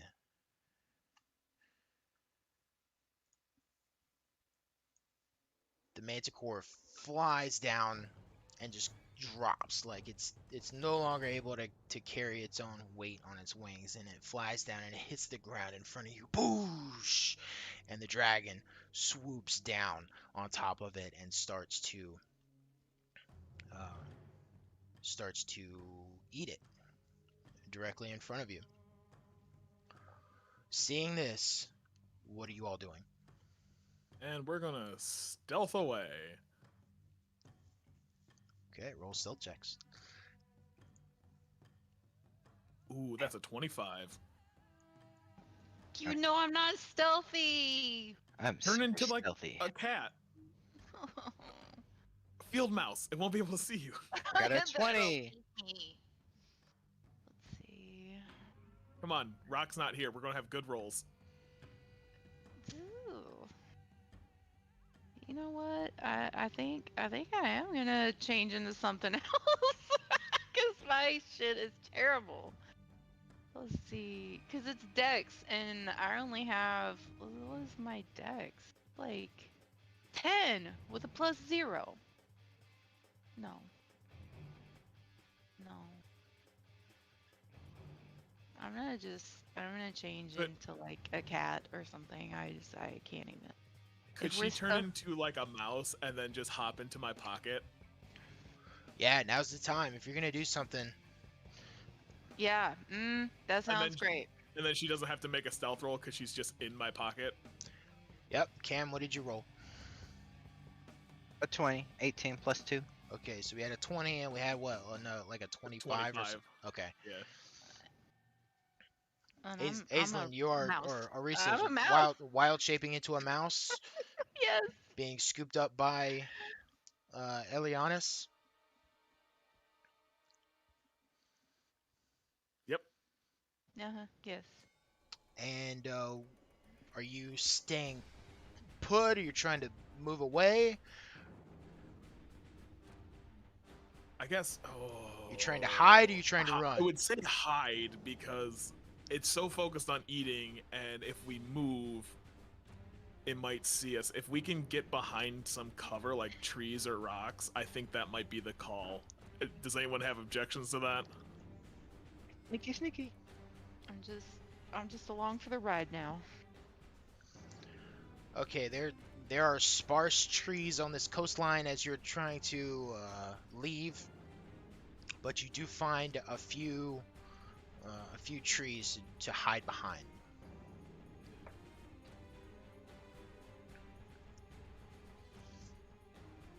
I need Elianis and Cam to make Constitution saving throws with advantage. As the dragon inhales and whoosh lets out a wide 30-foot cone of cold breath. I got a 10. Oh my And I got god. a 21. And these are with advantage. Yeah. Okay. You're just trying to kill us at this point. There's a dragon in this adventure that you have already encountered. It took out the manticore for you, but now it's seen more food. But we're behind. It's seen more food. Oh The- yeah. What did it? Ah, It's so late. fuck this game. Well, but we're behind trees, so does that mean we get half cover or full cover? I'll give you 3/4 cover. But would that add to our stealth? So that would be like +7 or 8? I mean, so here's the thing: is that you didn't move. You stayed put. The dragon saw you as it was coming down, and then as it landed and kind of resettled, you're hiding behind trees, so it doesn't know where you are. This is like a It just did an AOE. random cold breath in front of it to try to catch you. Okay, man. Resta should have went in my pocket. Cam, No you're doubt. good. Elianis, You don't even take have a pocket. 8 cold damage. 8. All right. I would like Maybe we. the two of you to make another stealth check. As the dragon, as it finishes its cold breath, and it's just Oh, I looking. thought that was a 1. Fuck. It's a 7. I got 14. I'm at 12.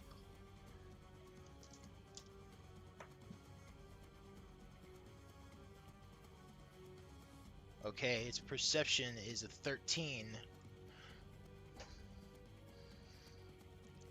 Cam, as it thinks it sees something and it jumps back up in the air and does a circle I to try I'm to fucking running get for an it. angle. Okay. So, movement, bonus action dash, action dash, and my feline agility. I'm gonna use this Glinda's Brew of Invisibility that I have in my backpack. Oh, Okay. wait, I have an invisibility potion too. Oh, Oh wait, so can't you just touch each other and make yourselves invisible together without using two? we could try that. How Hold close are you? hands? Did I you figure we spread would've out a hit little to- bit, or Well, like, is it like, do we hide behind trees? Was it rocks? yeah, you were behind trees. So I'm assuming it would be like separate trees because it wouldn't hide both of us behind the same tree. Yeah. No trees that wide in this area. If I pop my invisibility potion, is that going to make Arista invisible too? From what you know, Should. using Glinda's potion of invisibility, it will.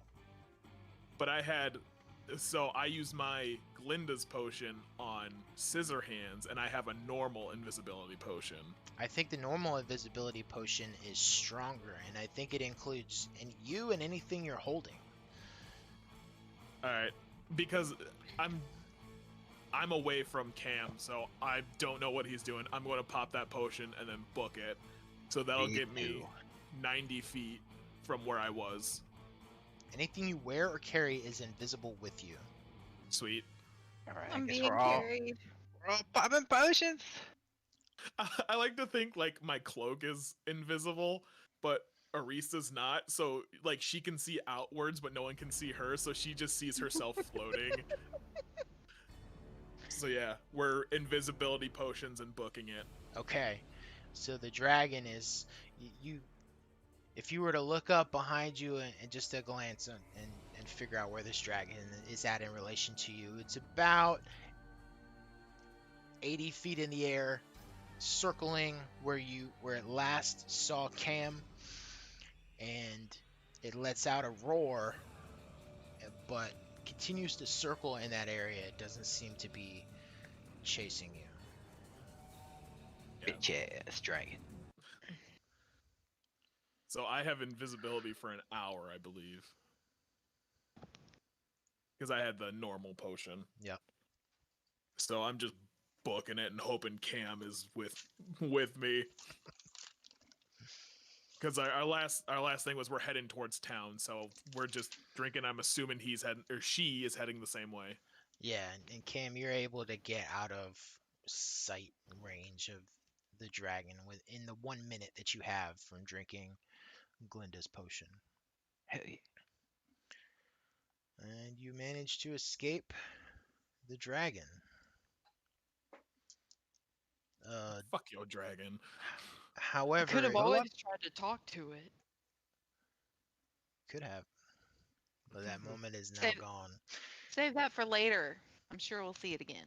But a good reminder to you that even you've gone on some side tangents, but there are still uh, some kind of big ticket items and some main quest type things that you still need to figure out. One being this dragon, and as you travel back to Phandalin, you remember that there's still a forge. There's a forge out there in the world somewhere that can is said to have the power to create magical items. Mhm. And so, as you come back into Phandalin, where's your destination? Where do you want to go? We're going to Sister Grail to give her the information about that book. All right, so going to Sister Grail, you tell her about the Necromancer Cyrano that they got the book 100 years ago. And she looks at you and she gives you a nod and she says, "Yes, this is unfortunate that we're not able to have any clearer details, but this will have to do. I thank you." And let me just check. And we let her know that the banshee is laid to rest, so she's not going to be around no more. She nods again. She says, "That's good." Um, how was the trip? Well, it's fine until we got hit by lightning, almost died, got back up, then got attacked by a dragon. So pretty shitty, actually. But we finished the job, so we're here. Well, I'm glad to see that you all have come back safely. Luck seems to have smiled upon you these past few days, but I don't want to have you leave empty-handed, and so she reaches behind her on a large rock that she's standing next to, and she brings up 3 potions of healing and gives them to you. I know it's not much, but this should help to keep you safe in the coming days. Yeah, more healing potions.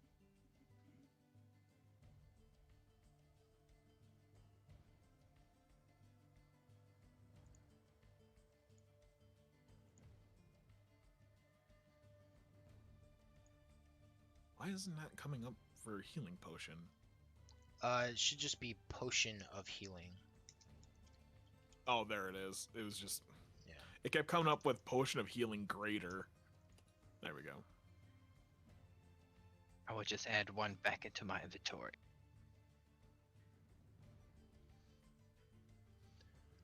Yeah, I would say the 3 of you each take 1, and then when Just Vash put- comes back, you can choose to.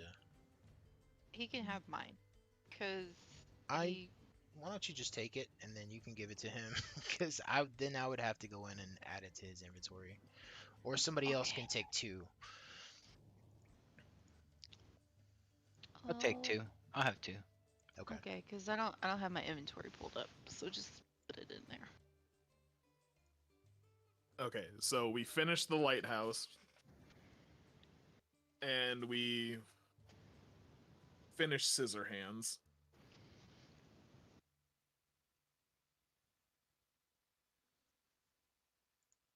And we got the ghost conch shell.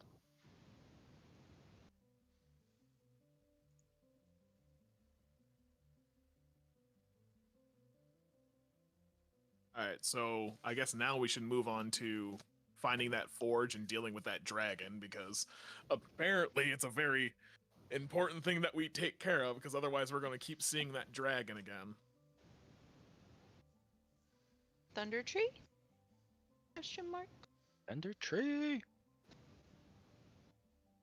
And that would wrap that thing up. Well, Thundertree it's away from where we think the forge is, because we got the map. And this would be another side quest. But do we want to keep doing the main mission without Rock here? Oh, I can go ahead and tell you right now, as far as that goes, you're not going to make really any meaningful progress towards that, so I wouldn't stress over it. Okay. Alright.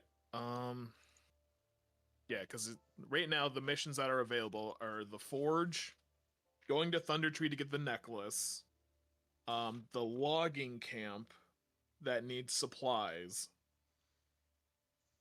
and I think finishing up the Black Spider in town. Right? I think that was who was left. Yeah, because we Wow. killed like everyone else. Yeah, if we're in town, you want to just knock out Black Spider? So Glassstaff, the leader of the Red Brands, and then I have Black Spider as another note. I think Black Spider might have been like the mercenary for Glassstaff.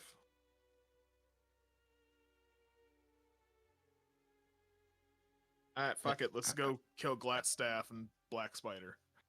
Because we found a note too that had the Black Spider mark on it. Yeah, I'm all up for killing. Oh, and then we also need to figure out what RWOT is. That weird organization.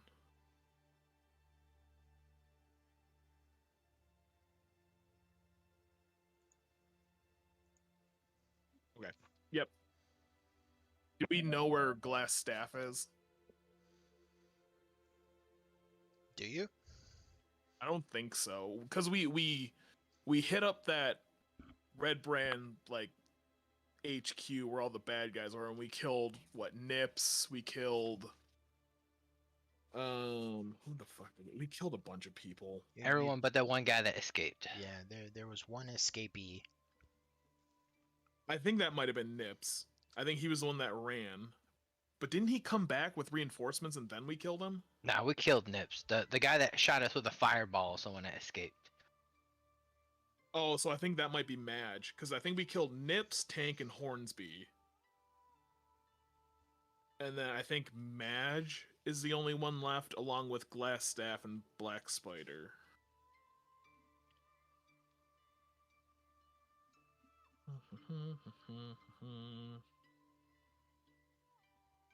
God, I really need to take better notes. Or at least organize them. Oh yeah, search for Madge, kill the one-eyed creature, kill Glassstaff. Those are notes that I have. So yeah, Madge is still alive, Glassstaff is still alive, and then we don't know what happened to that one-eyed creature. But we haven't had any dreams, or there hasn't been any dreams since. So I don't know.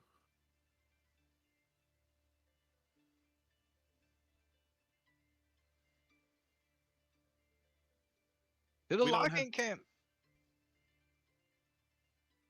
But do we want to try and figure out where Glassstaff is? We'd have to ask around, right? Yeah, but I mean, there's Red Brands. We could just beat the information out of them at this Oh. point. I like your thinking. This is the player talking, not Elias. Torture time.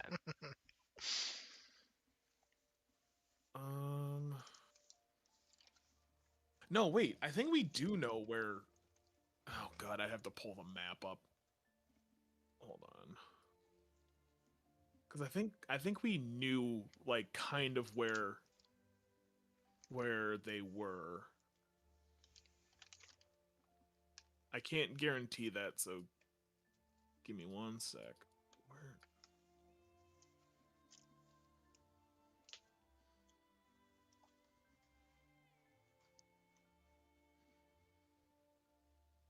So I had a map of the town, and we were talking about it.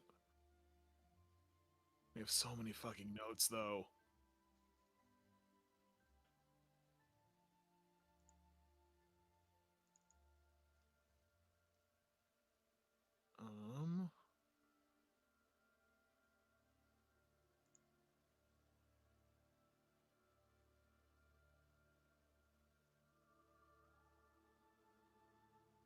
Because we were at Trensendar Manor. That was where we rescued that family, right?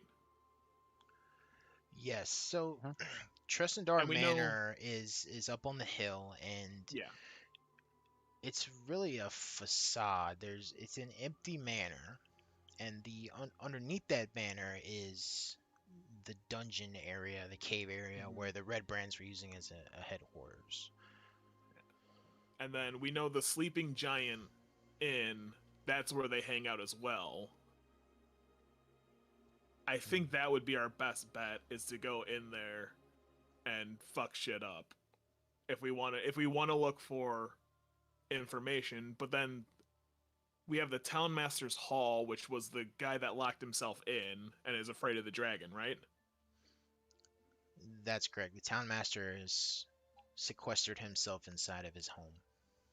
Okay. He might know where Glass Staff is.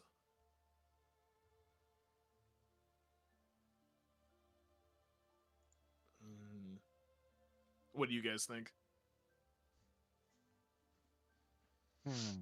I guess we can go beat him up.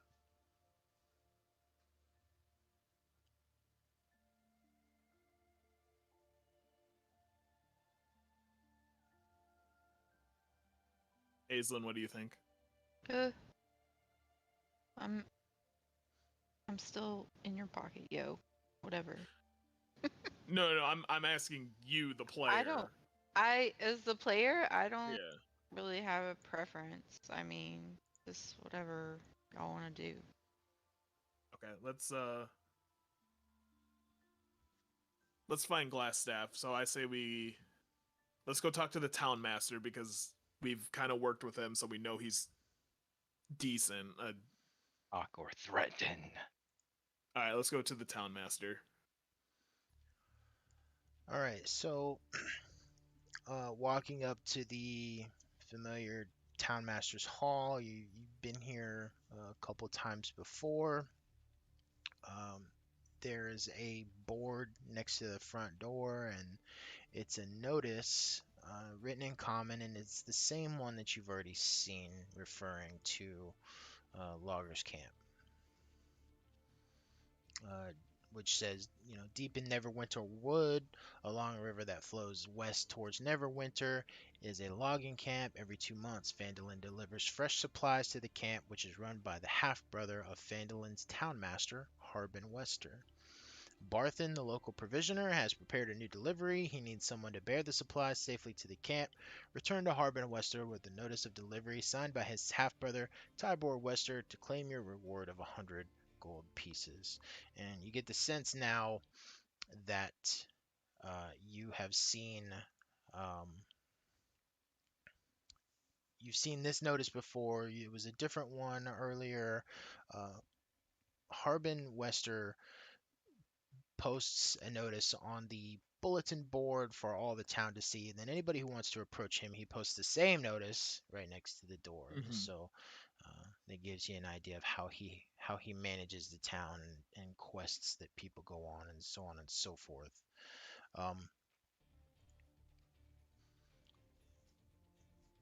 Do I want to, you knock on the door? yeah, knock on the door and ask for the town master. I am the town master. Who are you? It is I, Elianis. We had spoken before. We have worked together. We were the ones that escorted. Oh God, what is that witch's name from the windmill? Oh yes, I thank you for that. Didn't I already pay you for that job? Yes, we're not here about that. We were just looking for some information, and hopefully you could help us. Oh well, ask away. Do you know where we can find the glass staff? Glass staff. Yes. I haven't heard that before. The leader of the red brand, perhaps.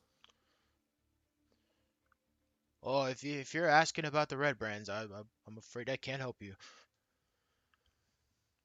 I think you can, and you're just choosing not to.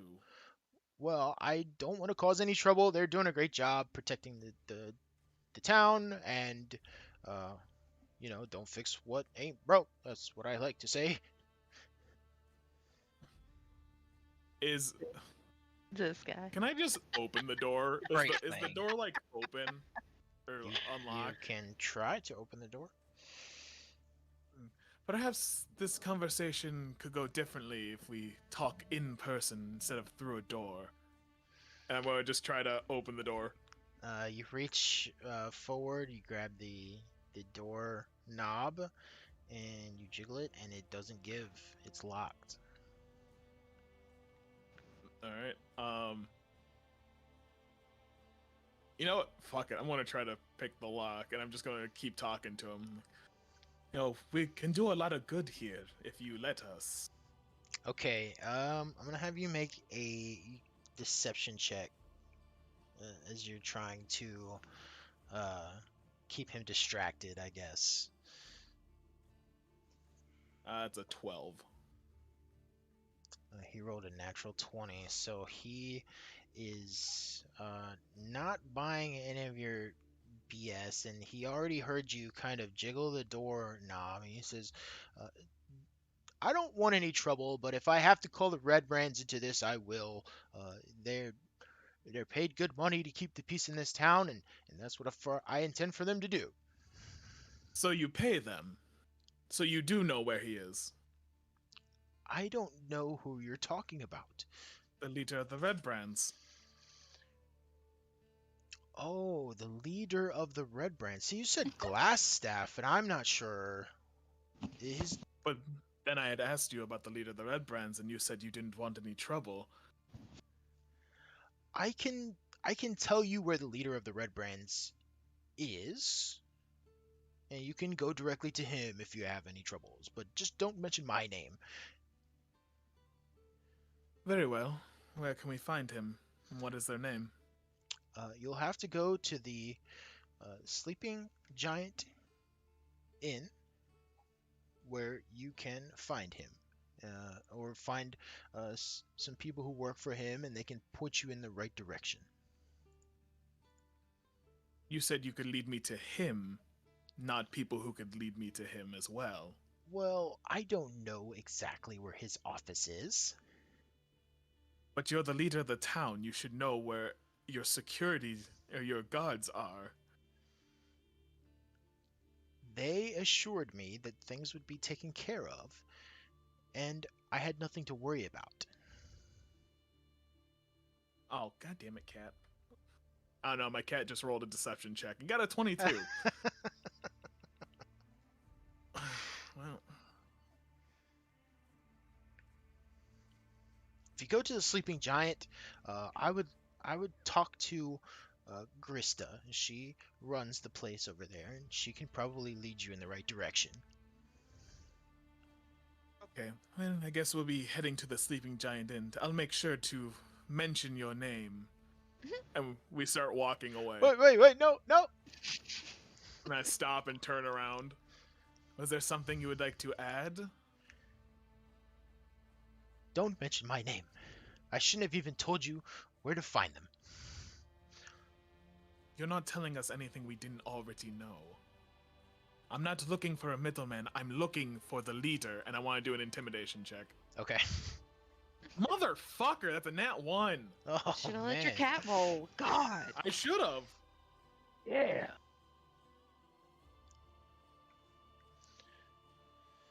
Well, I'll tell you this. The Red Brands, they answer to me. And if you have a problem with them, then they will bring it to my attention and I will have you dealt with. Well, let's hope it doesn't come to that. We will see you soon. And we're gonna go to the Sleeping Giant Inn, I guess. Okay. The Sleeping Giant Tap House is in stark contrast to the Stonehill Inn. The Stonehill Inn is the place that you've stayed several times. Mhm. You've had food there. It's warm and inviting and well kept. Sleeping Giant Tap House is run down. The door doesn't close all the way. Um, it's dingy and dirty. It's kind of like the local dive bar that all the the like the biker gang hangs out at, right? So that's the kind of place that you're walking into. And walking in, it's not very well lit, but you do see a female dwarf behind the counter. And she's got a dirty rag and she's just kind of wiping aimlessly, not really accomplishing much. Just wiping the bar, and there's nobody else in here. Um, it's just the four of you and her. And what was the name that he gave us? Giselle or something? Grista. Krista. I walk up to the dwarf and, excuse me, are you by chance Krista? Yeah, what are you drinking? We're not here for drinking, but we were told that you could give us some information. Well, it depends on the kind of information you want. We're looking for the leader of the Red Brands. We were What do you- hoping to have a conversation with them. Well, get in line. I'm looking for him too. He ain't paid me in 4 or 5 days. Has there been any Red Brands in here lately? No, ain't seen nobody in a while. Has there been Red Brands like around town? Not that you can recall. After you met John, I believe it was, Yeah. right before you went in, and since then it's just been kind of no security to speak of. There's a few here and there, but not they're not as prevalent as they were. Would you happen to know the name of the leader of the Red Brand and possibly a description?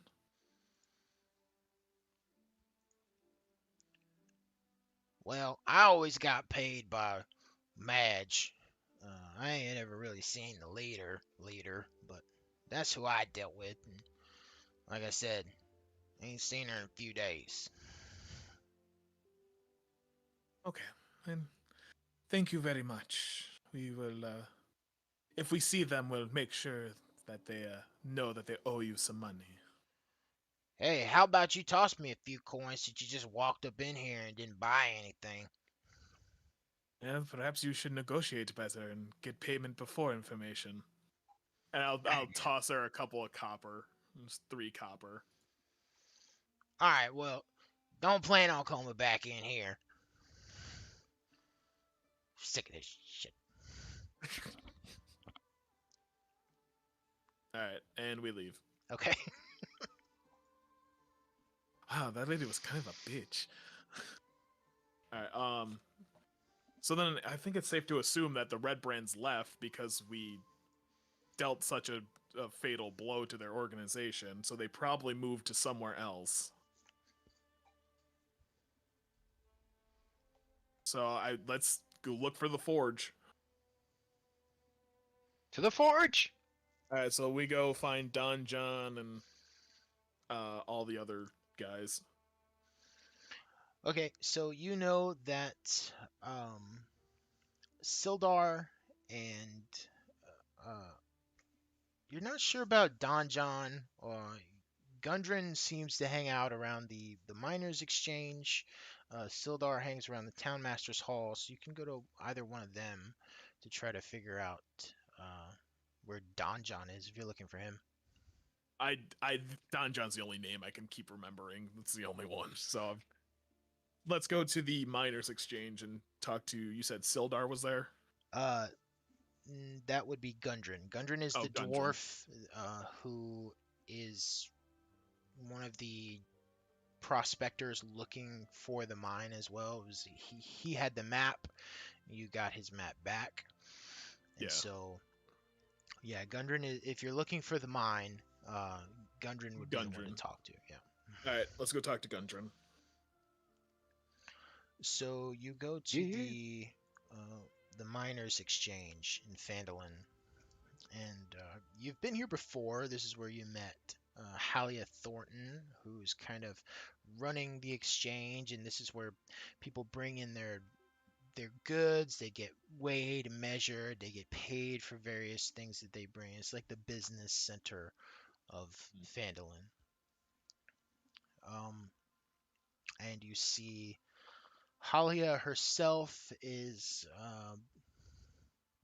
dealing with another dwarf who seems to be angry. There's a disagreement about the payment amount, and so she's trying to calm him down. Um, and you see Gundren looking over a notebook, basically, on the other side of the room. I want to walk up to Gundren. Gundren, have you made any progress on locating the items we're looking for? Oh, the items you're looking for.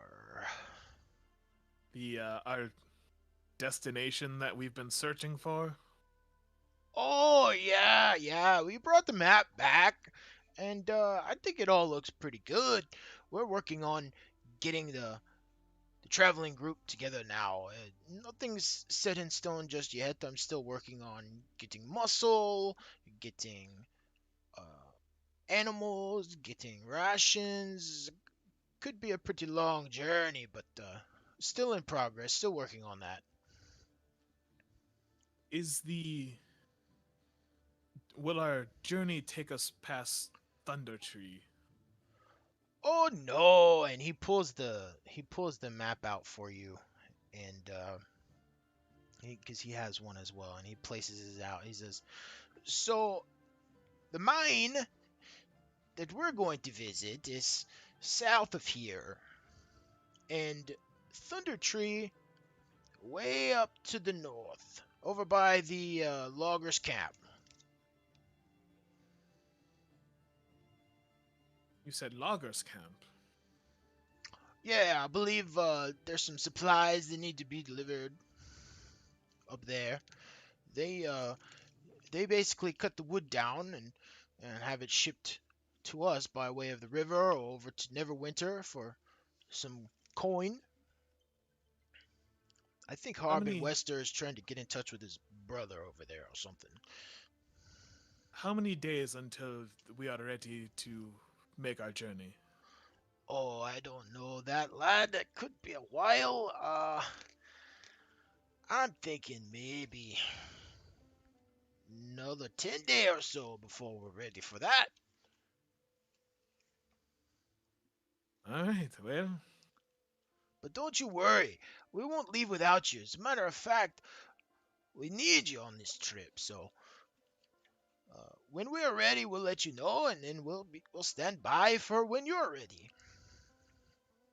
all right. Well, we will keep in touch, and I think we're going to go and explore some of the surrounding areas. All right. Well, if you have any more questions, if you need any assistance, let me know. I'm just sitting here looking over the books and just trying to organize the adventure. All right. We will see you soon, and I guess we'll leave. Do you guys want to go do Thundertree? The Thunder Tree? All right, Thundertree it is.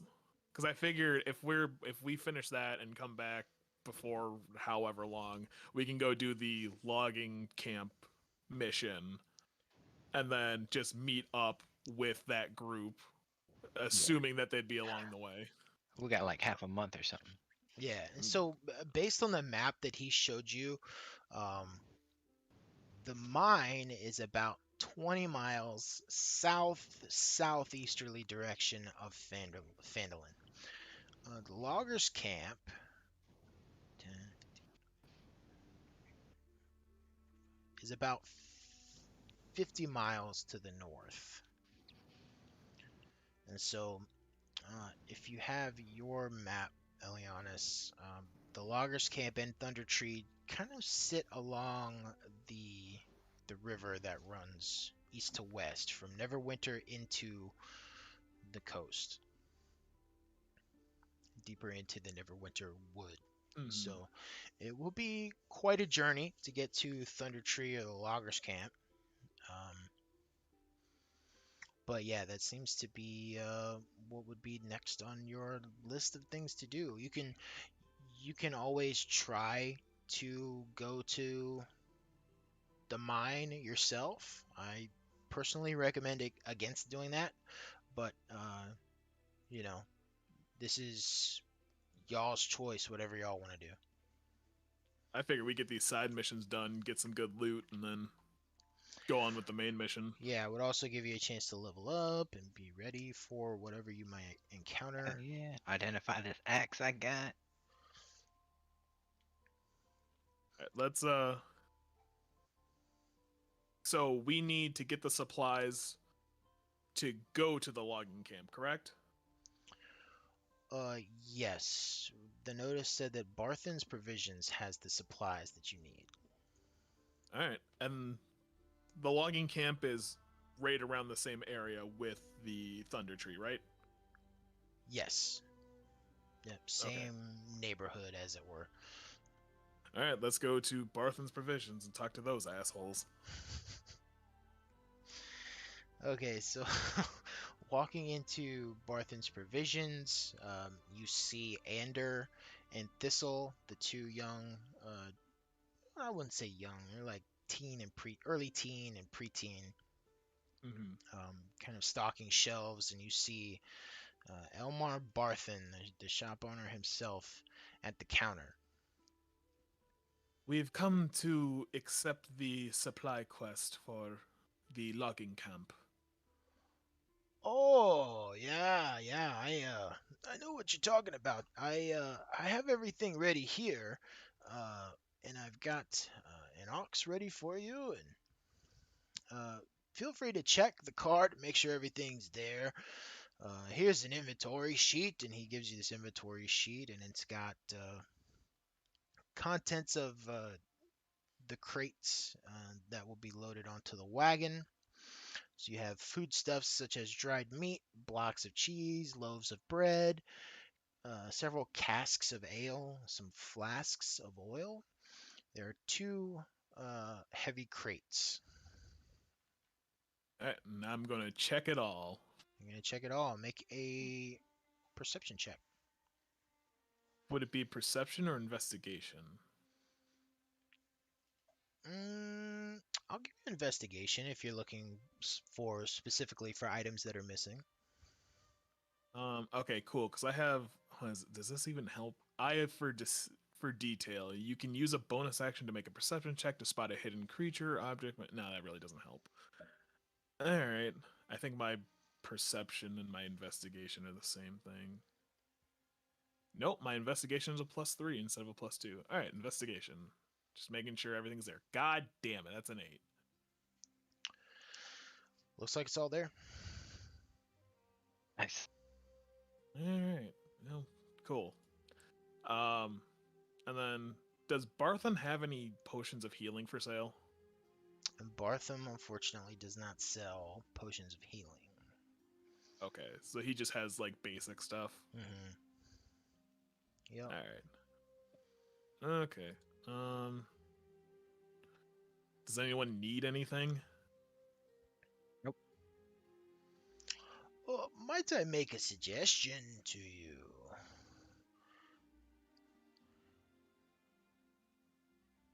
Yes, and There's an old friend of mine along the way. I would suggest that you buy a bottle of fine wine and give it to him as a gift. how much is the wine? 10 gold pieces. And you're selling this wine. That's correct. I wouldn't give it to you for free.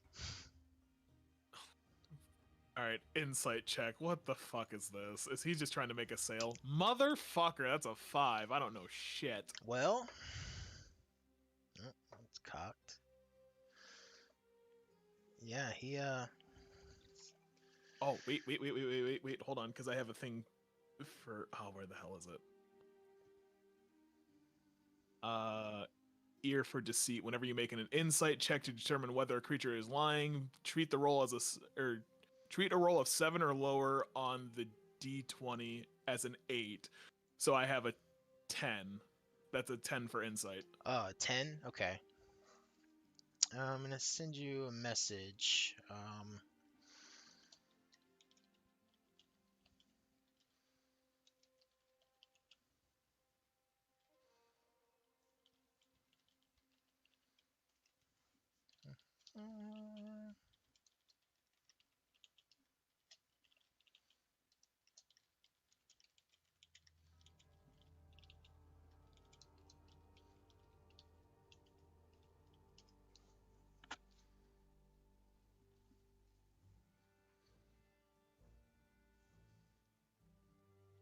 Okay.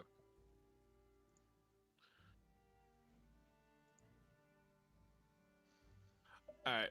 So then, how much wine do you have? Oh well, I've got about 13 bottles here. All right. Lot of wine. And you said it is 10 gold pieces. 10 gold for a bottle. What would you say if I bought 3 bottles? Would you bring the price down a bit? Say 8 gold pieces each? That sounds pretty fair. You've done me a favor in the past, so that sounds good. All right. So 24 gold for 3 bottles of fine wine. And that's correct. All right.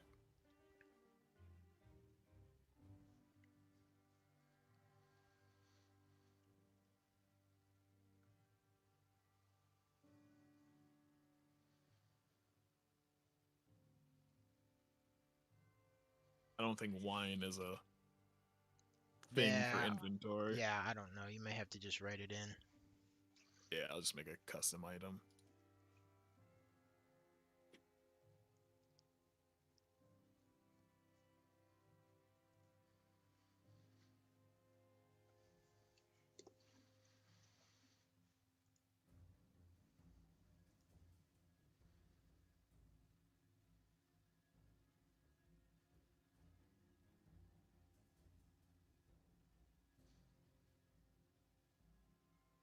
All right. So now I have wine. And what did you say your friend's name was? Oh, old Falcon. It's his hunting lodge. That's why they call it Falcon's Hunting Lodge.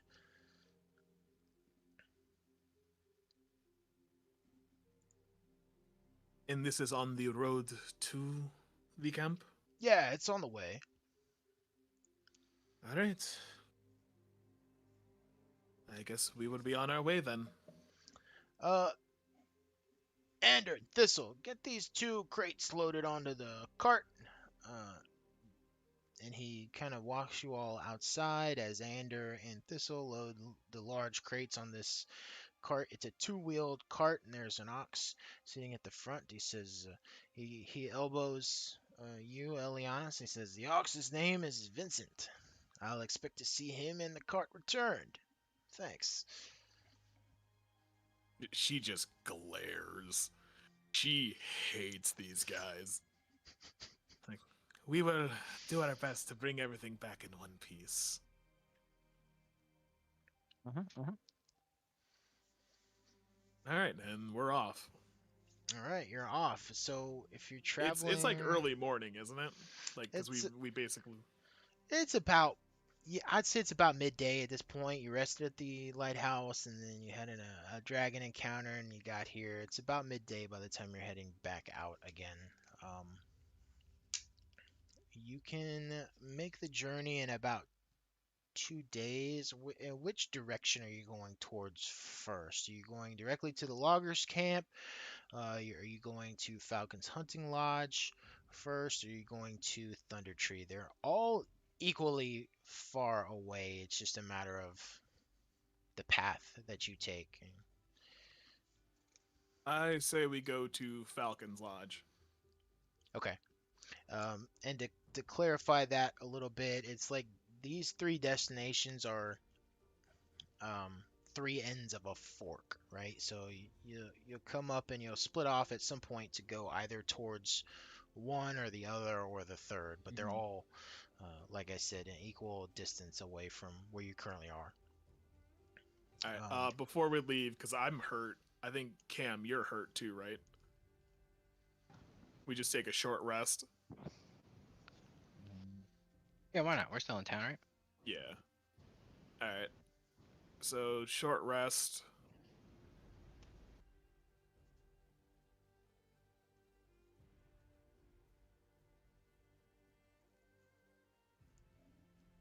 And that did not restore my hit points. Why did that not restore my hit points?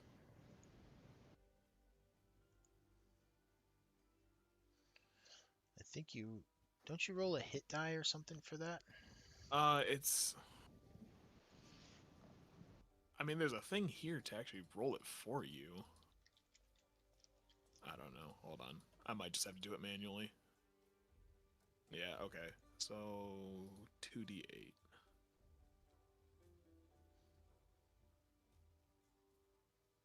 Yeah, full. All right, cool. And that's 7. Basically at full.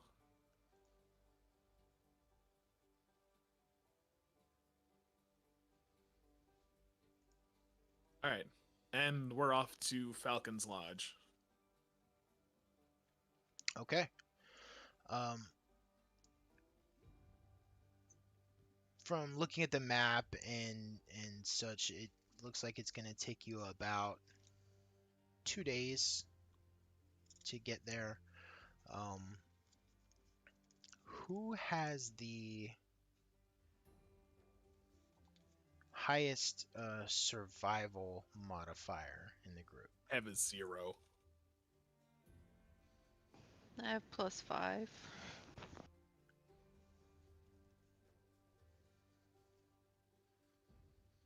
It's probably going to be you, Aislinn. Yeah. All right, so Orista is going to be leading the group on this journey. Yeah, Arista! We're fucked. We're about halfway through our session here, so we'll go ahead and take a break here. I've got a little bit of prep to do, but yeah, we'll continue on as you all journey to Falcon's Hunting Lodge. Could Cam have studied that axe while we took that short rest, or is it a long rest he needs to do that? No, just a short rest.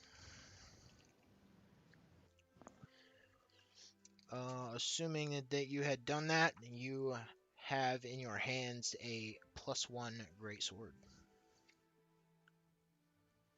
Sword or axe? Great axe. Sorry, great axe. +1 great axe. Can I just +1 the one I have? Or. Well, it's a separate axe. Oh, okay.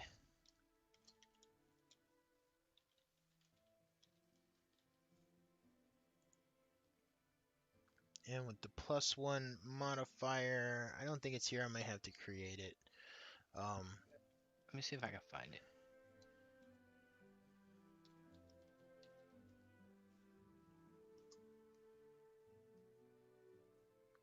It's essentially the same as any other +1 weapon you get, which allows you to just add 1 to, I believe, attack and damage rolls. Yeah. There, I put it in my equipment. Oh, did you find it? Cool. Yeah. So, all right, yeah, I'm gonna step away for a few minutes. We'll say maybe 10 minutes or so, and then we'll come back and continue on. All right, sounds good.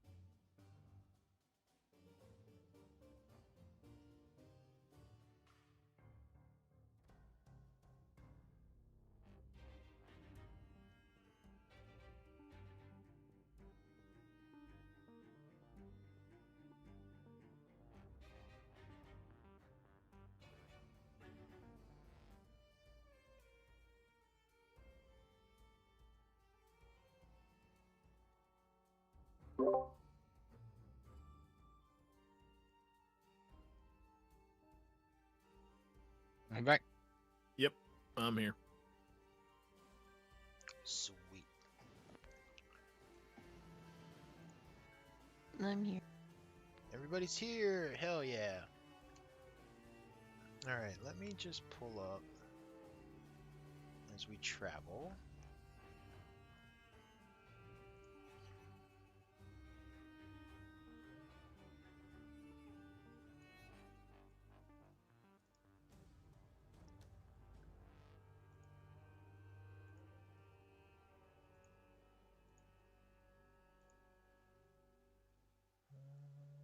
I'm gonna pull up a map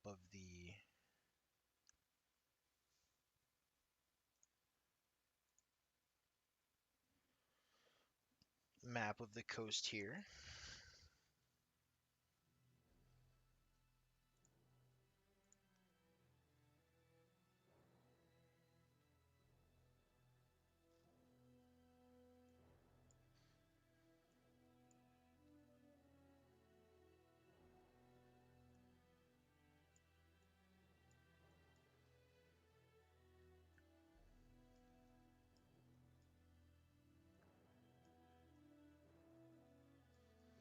All right, so leaving Phandalin, you follow the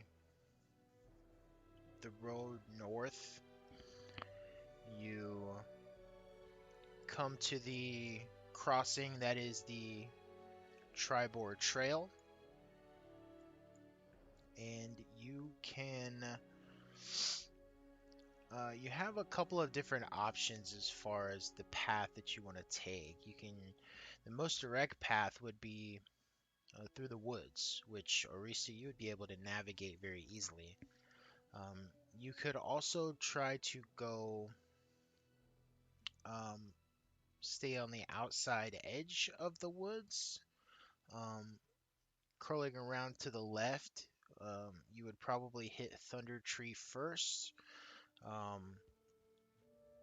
you can also take the road back up to Neverwinter and possibly try to follow the river across Thundertree into Falcon's Lodge and the Loggers Camp.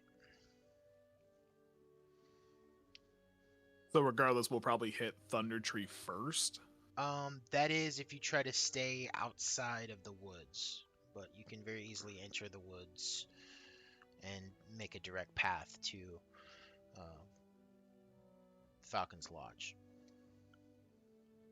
Do we want to go through the woods? Just do direct path.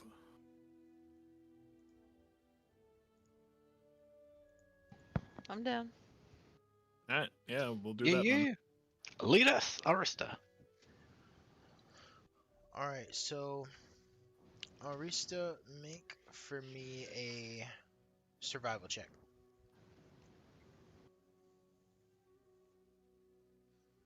Did I do that right? 13. Okay, 13. So with a 13, you're able to follow the path very easily. And I'll have you make one more.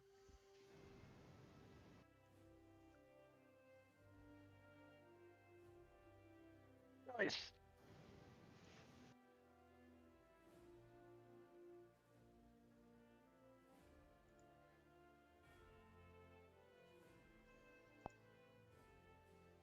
Oh, 22. Okay. Um, on 22, that's fantastic. And so you're able to make it um, as the sun falls down beyond the horizon, which honestly you can't see because you're in the woods, but as daylight begins to disappear, you do make it to Loggers Camp. And as you Loggers Camp or Falcon's Lodge? Falcon's Lodge, because that's where you're going. So as you approach Falcon's Lodge, um, you can see that there's a thin fog that surrounds a fortified compound and standing in a clearing.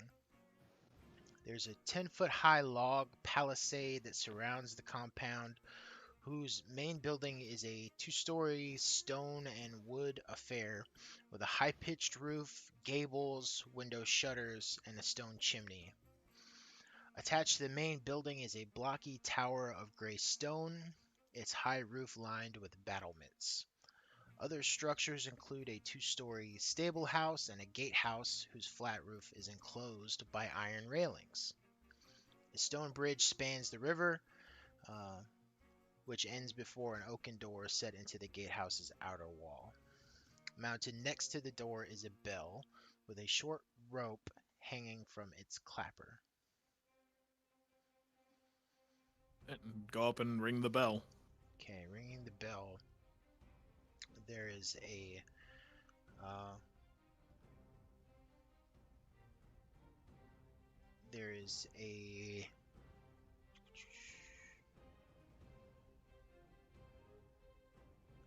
there's an elderly man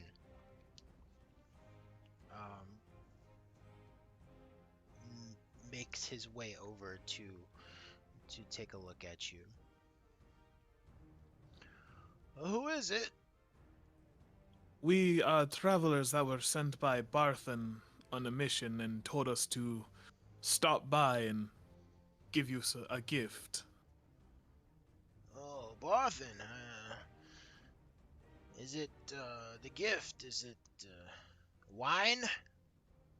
Yes, I have brought 3 bottles of wine to enjoy.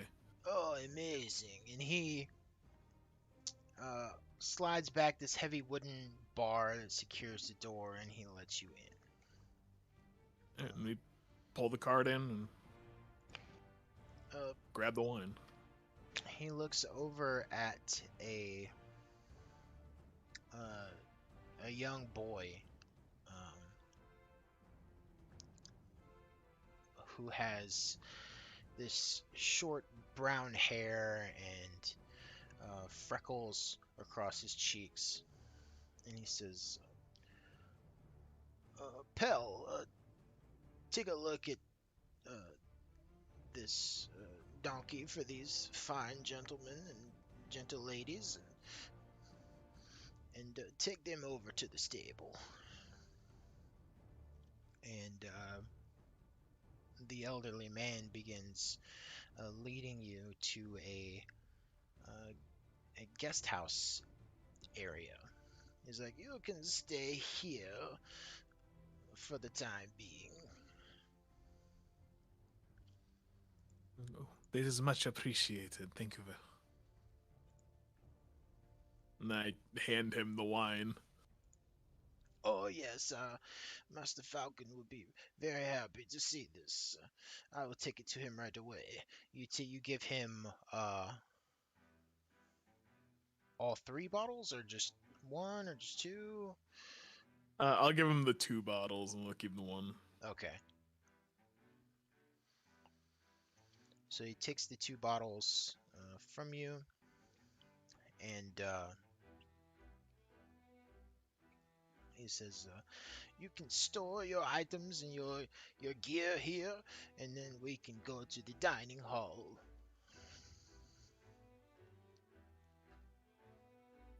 The dining hall. So you drop your gear off here at this guest lodge.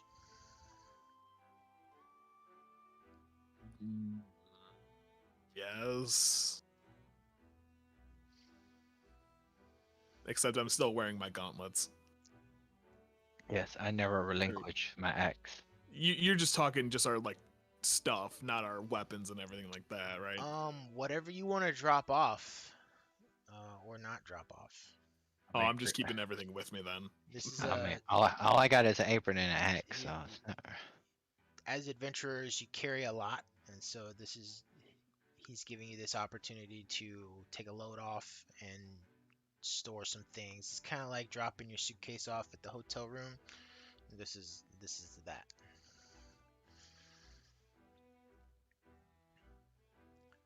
And so after you drop whatever it is that you're gonna drop, he leads you kind of across the complex to the main lodge area, which is um, it's got a large dining hall. Um, there's a trophy gallery on the second floor where there is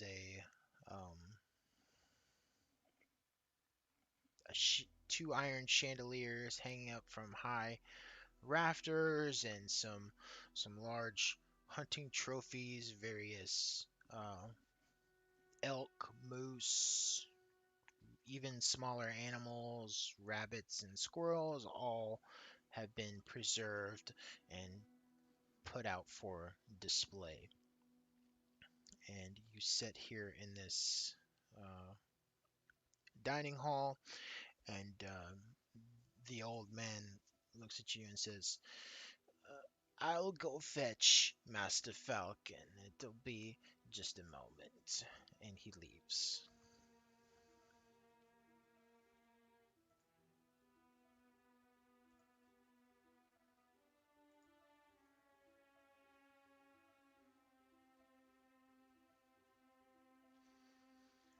All right, I guess we just wait. Now, after a few moments, the large double doors into this room open back up, and the elderly man walks in, and just behind him, you see a large uh, human. He's about 6'6". He's got black hair, kind of medium length, broad shoulders. His eyes are as blue, cold, and sharp as ice, and he sports a neatly trimmed beard. He walks into the room with his casual confidence, and he says, well, friends, I thank you for bringing this gift to me from Phandalin. I know Elmar very well, and you're free to stay here as long as you may need, but I don't expect you to stay long. I'm sure you've got other things to do. Uh, we have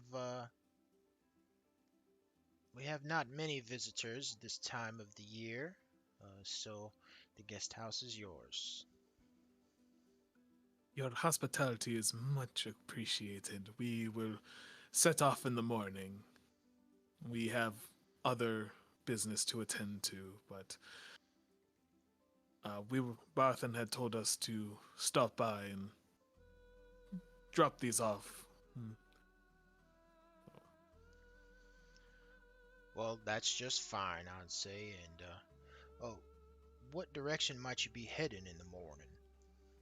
We were going to head towards the logging camp. They needed resupply. Ah, yes, that's the camp is a little bit west of here. If you follow the river banks, you'd come across it pretty easily. I would just say, be careful, because there are more orcs in the woods of late. Ugly brutes. Why does he kind of sound like Obama? And he, I don't know. That's Give not us what an I was, Obama phone. that's not what I was going for, but he does. It's the slight pauses. I'm like, God, it sounds like Obama. He does give Cam a little sideways glance. And I give a wink. We much appreciate the warning. We will make sure we are careful.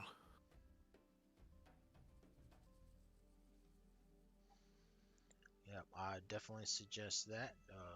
It's a good thing there's not much hunting to be had in the woods, otherwise I'd have a few more run-ins with these orcs myself.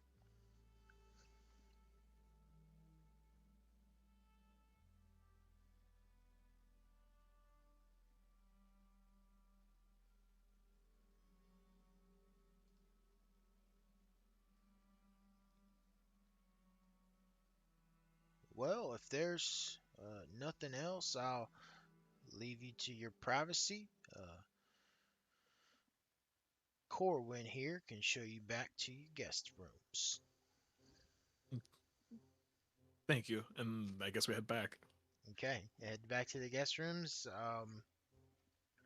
Taking in this complex, you kind of see that uh, it's built more for keeping wild forest animals out.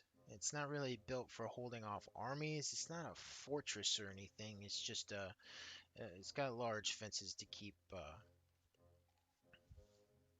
this area clear of any animals that might make their way in here. You see, there's some farmland in the yards where Falcon is growing various wild vegetables and herbs. You see some animal pens on the south lawn that are um, divided by these wooden fences. He's got about a dozen chickens. He's got a rooster. You see a few pigs and some goats. Um, and the animals look to be treated well. They don't look aggressive or dangerous.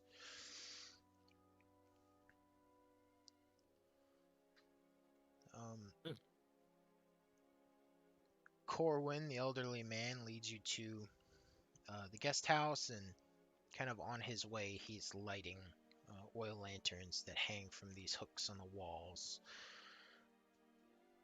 And the guest house is yours. Whatever y'all want to do, or you can just go ahead and take your long rest and be on your way. Orgy. Gonna take a long rest and Okay. All right. set off in the morning. Those are my plans. All right. Waking up, take your long rest. Waking up in the morning.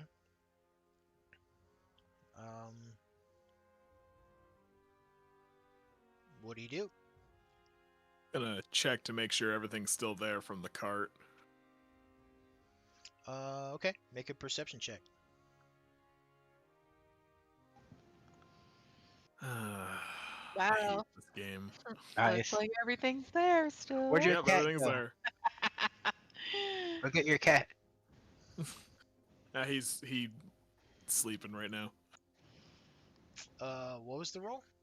It's a 1. Oh, There's one? more there than there was last night. Weird. Well, yeah, it all looks about the same as it did. Alright. Heading after that, you head over to the stable area to fetch your ox. Um, Within this stable, there is also a gray stallion. All the other stalls are empty, and the younger boy opens up the door to Vincent the ox and leads it out to you, and just reaches his hand out and hands you the reins, and expects you to tie Vincent up to the wagon yourself. I hand him a silver piece and I'm like, could you hook him up for us, please? He takes the silver piece. He nods very quickly, doesn't say a word, and leads Vincent over to the wagon and begins to hook him up. Cash is king. And so now Vincent's ready, and you are all ready to. If you have nothing else to do here, you can just simply travel on. Nope, let's head out. Yeah, since we got all our stuff, since you looked. All right, Arista, make a survival check as you go back into the woods and make your way. Where are you Ugh. going to? Thundertree or Logger's Camp? Rolled 1. 6. I think we're Terrible. heading towards the loggers camp because we have the supplies and stuff. Okay. As you begin traveling and the hunting lodge disappears from view, you get the sense that Mac, you get this, or I'm sorry, Cam gets the sense that they've seen this tree before. I think we've seen this tree before. What? At least, What? This are you tree, sure you know where you're going? this tree right here, I peed on it. I'm pretty sure Oh. we've seen it before. Oh. Yeah, I maybe not. Continuing on, Arista, roll another survival check. Please don't be another 1. Oh my god, a 2! 7. What is going on? Cam, you get the feeling that you really should mark one of these trees with something. I'm gonna pee on this tree right here. Like you looked Okay. up and the sun was in one direction, and then you looked up and the sun was in the other direction. What the hell? I'm really sorry, guys. I don't know what's going on with my sense of direction right now.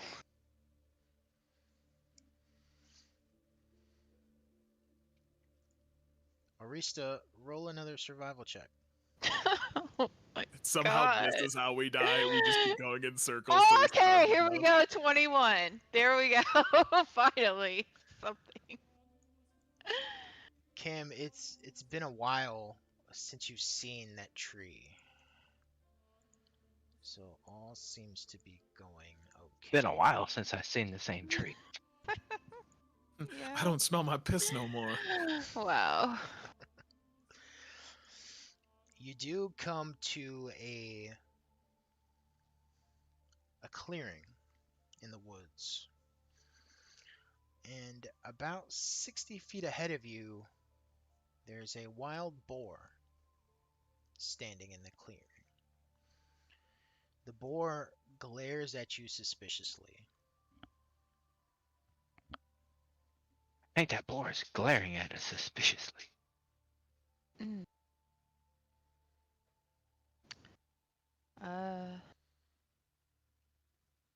You want me to talk to it? I'll stab it. And if you want to. I feel like don't attack us. We don't mean you any harm. Is this you speaking to the boar? Yeah. It says nothing. I know. But does it acknowledge that it gets what I'm saying? Or is it... I'm pretty sure I can talk to animals.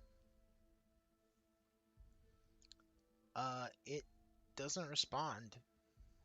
Huh. It's Guys, just kind of, it had its head down and now it's got its head up and it's just kind of keeping an eye on you.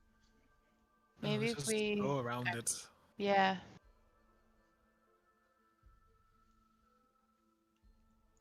All I right. don't want to fight it. The boar is kind of in your way, but as you approach and try to circle around it best you can, you see it turn and scurry off into the woods off to the right. I'm surprised Cam didn't try to eat it. Not yet. Right.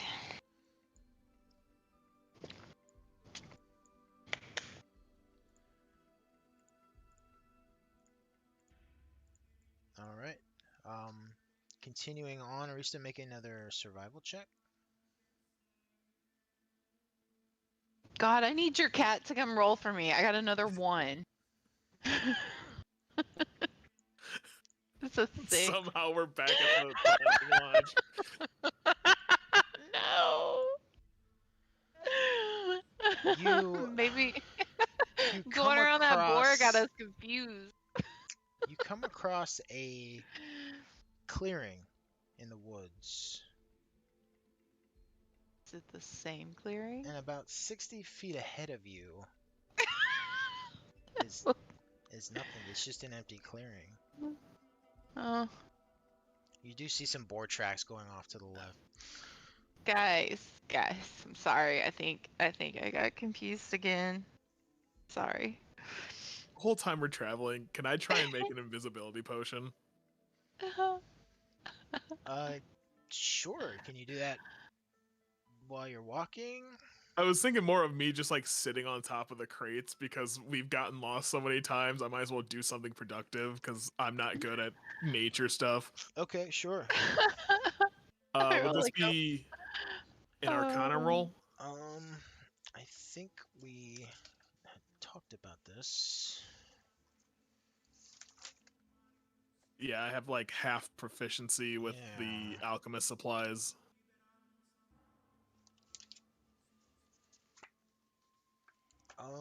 Let me see.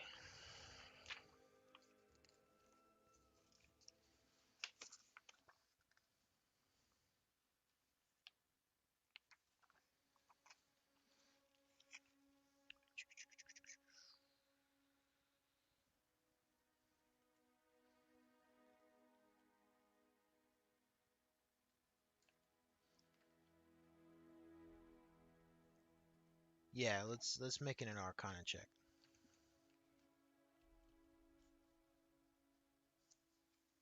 Nope. I got a 4 plus 1, which would be 6, but yeah. All right.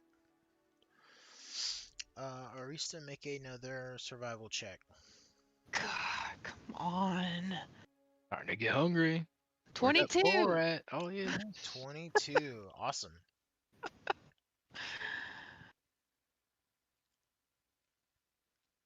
So you come up on the loggers camp, which looks like it spreads along the south shore of the river here. The river being on your right, you're looking ahead at the camp. There looks to be about a dozen tents arranged on a sandy beach. Near a dock stands a cabin with logs stacked under an awning. Older cabins close by have been torn down to leave only stone chimneys and foundations. There is a grim silence hanging over the camp, and you see no one around. That Head into the camp, because what else can we do? I'm gonna follow because this is making me nervous. Nobody around. Creepy. All right. Coming into the camp, you are approaching a dead campfire that's surrounded by 6 tents. Dead campfire. Let's get that thing blazing. Yeah, I'm going to just start looking in the tents.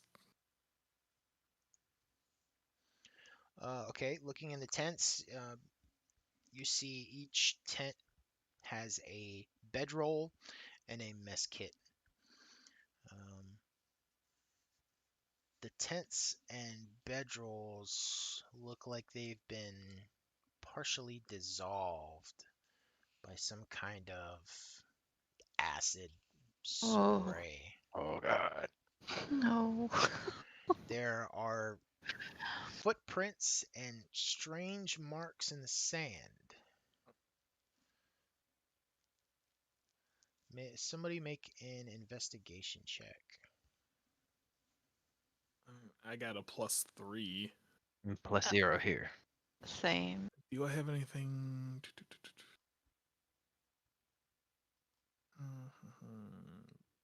No, it's just okay. Yeah, I'll do the investigation check. There we go. 21. All right, on a 21, you see that it looks like there were several humanoids that were attacked here and dragged away.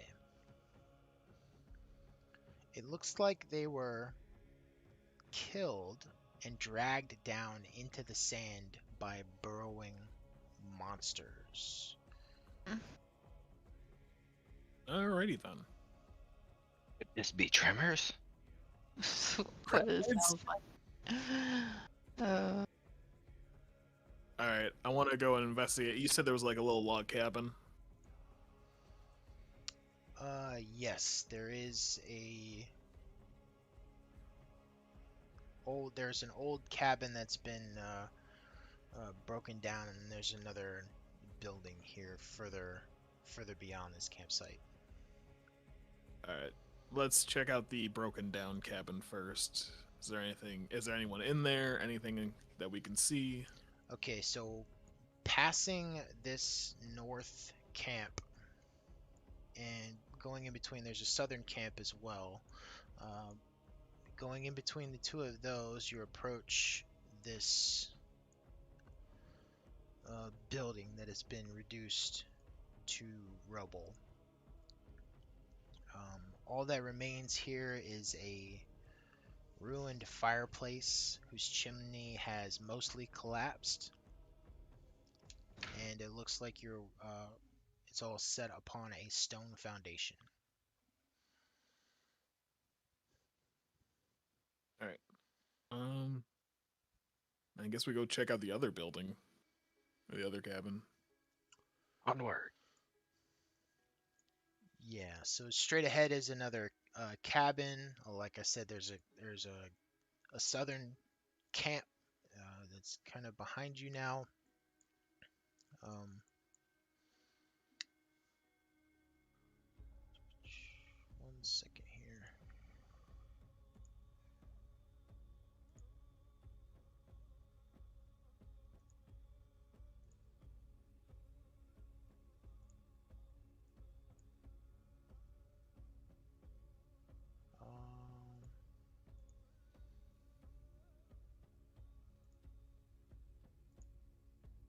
I don't know why it's not working.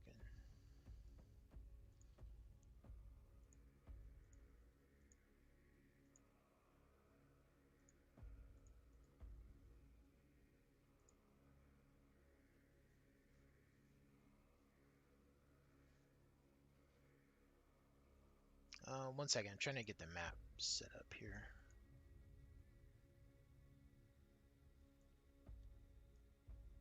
Okay, here we go.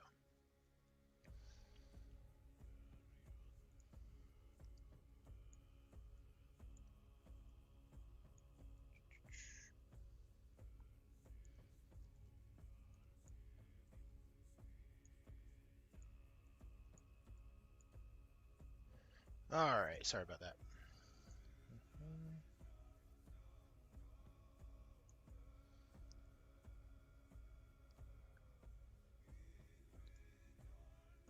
As you are approaching this building,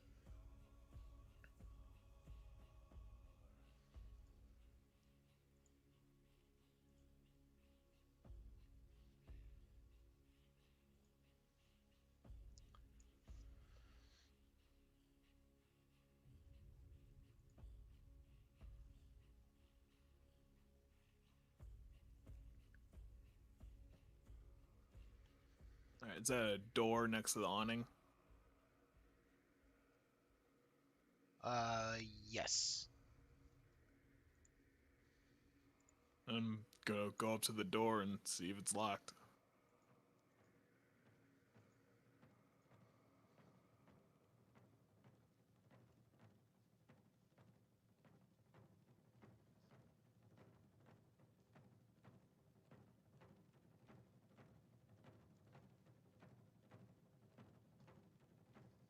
Alright, just checking real quick.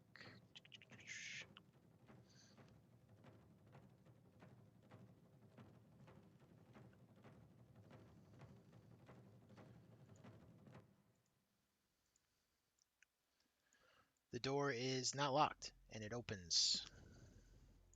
All right, gonna look inside. Looking inside, you see this cabin has a wooden floor. It looks like there's another room. You've got two rooms in this cabin. The larger room that you're looking in is cluttered with logging equipment, saws, leather harnesses for climbing trees, so on and so forth. Gonna look into the next room. Yeah, looking towards the next room, it's another door similar to the one that you're currently in. Gonna poke my head through and see what I can see. So as you enter the room and walk towards the door, you hear the cracking and splintering of wood, and dirt flies up into the room as a large monster crawls up out of from underneath the floor. Ooh. Graboid. It looks like it's an enormous insect. It has many legs and it's got long antennae that twitch in response to any movement. Its legs end in sharp hooks that look to be adapted for burrowing and grasping its prey, and it's got these powerful mandibles that can snap a small tree in half. I need everybody to roll initiative. 22. 9.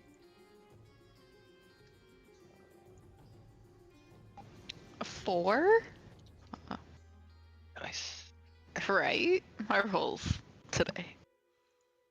120 and then garbage.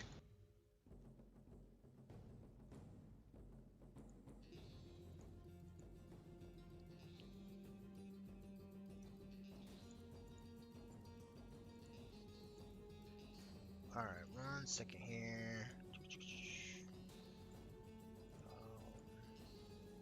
Oh, that looks gross.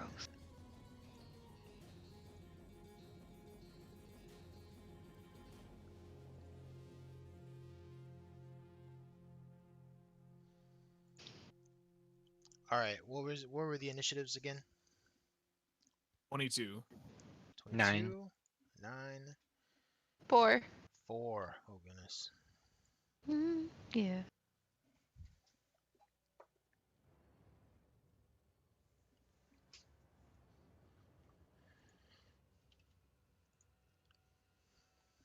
All right, Elianis, you're up first.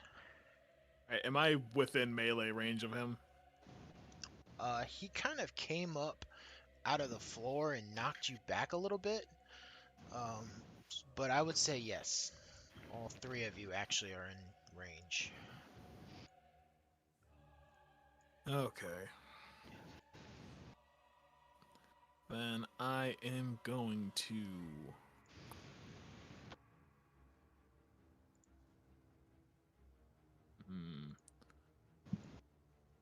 I'm gonna two-handed try and hit him with Talon. Okay. 14.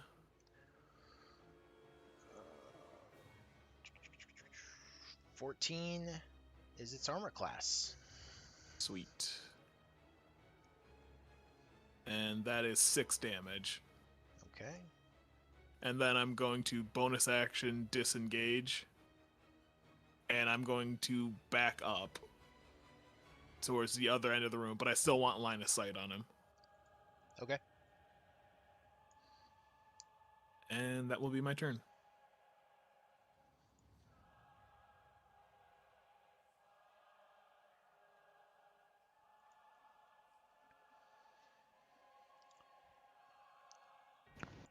But actually... Oh no, it is just 6. Never mind. Okay.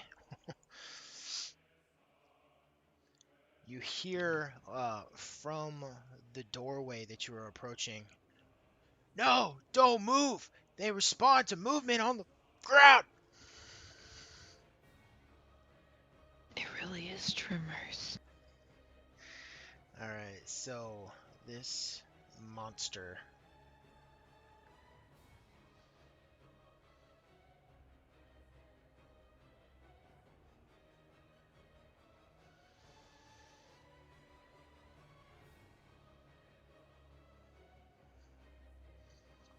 Let me think here.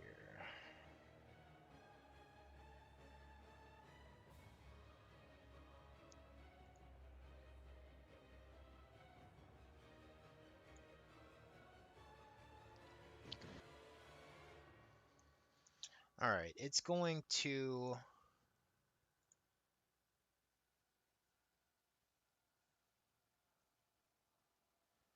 Where is my.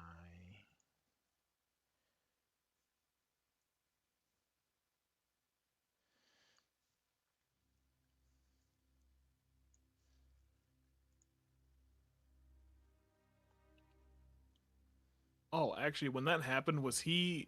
Because he's in melee with all of us, right? Uh, yes. Then I would get sneak attack damage. Sure. That's another 5. Okay. So the total on that was 11. 11. All right. It's going to kind of arch its head back a little bit and shoot out an acid spray. And so I need Cam and Eliana's to make dexterity saving throws.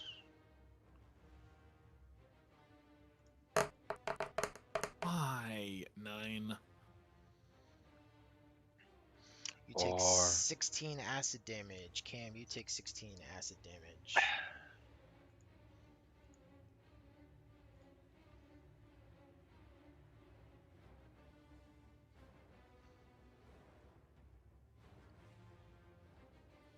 hey, It still hits me even though I backed up.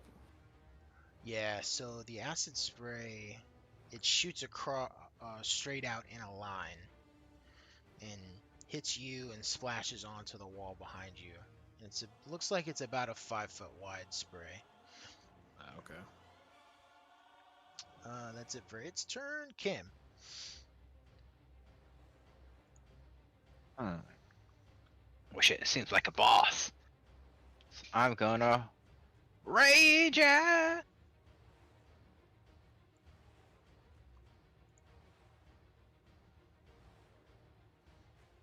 And a 3 on my wild surge.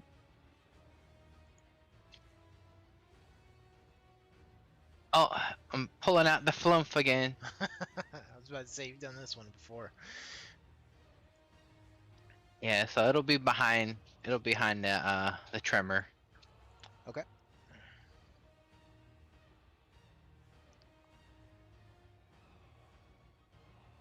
Yeah. So, all right. So I'm gonna attack it. It's got a. Well, I'll attack it first.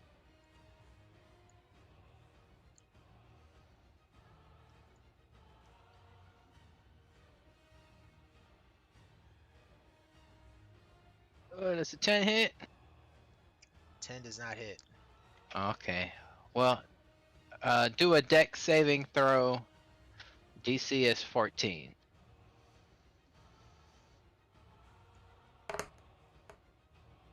Failure. All right. It shall take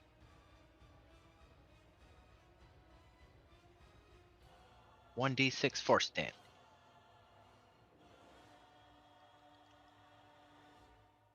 It takes 2 damage. All right. Enter. Arista, it's on you. Mm. Let me look again. Alright. What is? Uh. gonna move since I don't want to attract its attention. I'm gonna go ahead and just put my totem down. Where the F? Action. Yeah. I'm gonna go ahead and use my spirit totem. So what is the bear? The bird down.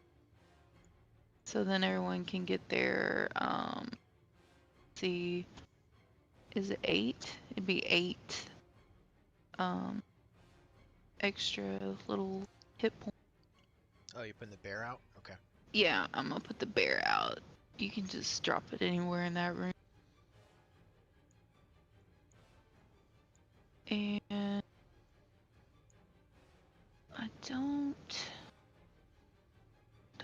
touch it yet. Yeah. I think that's wait. That was a bonus action, right? Yeah. I guess I'll just end my turn there for now. Okay. So 8 temp hit points for everybody. Is that right? Yeah. Okay. Yes. Hell yeah, was it 8? Yeah, 8. 8 temp hit Let's points. see. I'm just gonna stay really still. Not trying to draw any attention. Just gonna stay there and be still.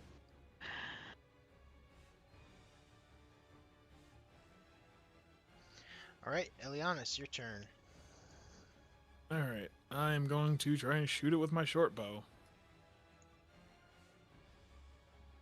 That is a 24. 24 hits. Alright, and that is 6, and then plus sneak attack, 7, so 13. 13. Man, sexy damage. Pretty good hit. You see a piece of its insect armor fly off. And this green acid blood kind of drip out. Gross. And then bonus action, I'm going to throw a dagger at it. And that is a 19. 19 hits. Yeah, And that is 1 damage. All right. right into its ball sack. It's a bug. It doesn't have a ball sack. Damn, even more grisly. Right into his carapace. Alright, and that's my turn. All right.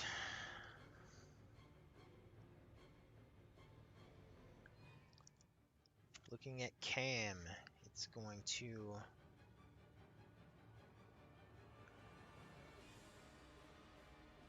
reach forward and try to bite. 7, that's going to be a miss. Yeah, bitch ass insect.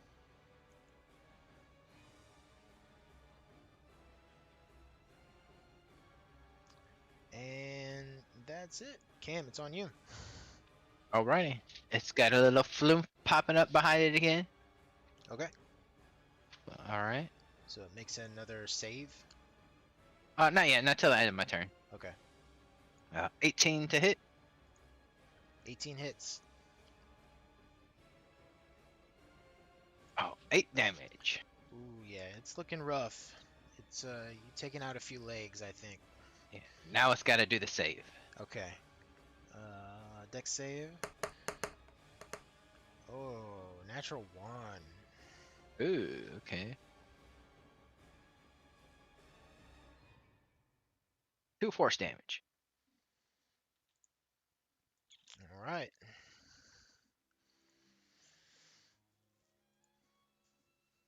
Arista, your turn. No. I don't want its attention at all. Shit. Let's see.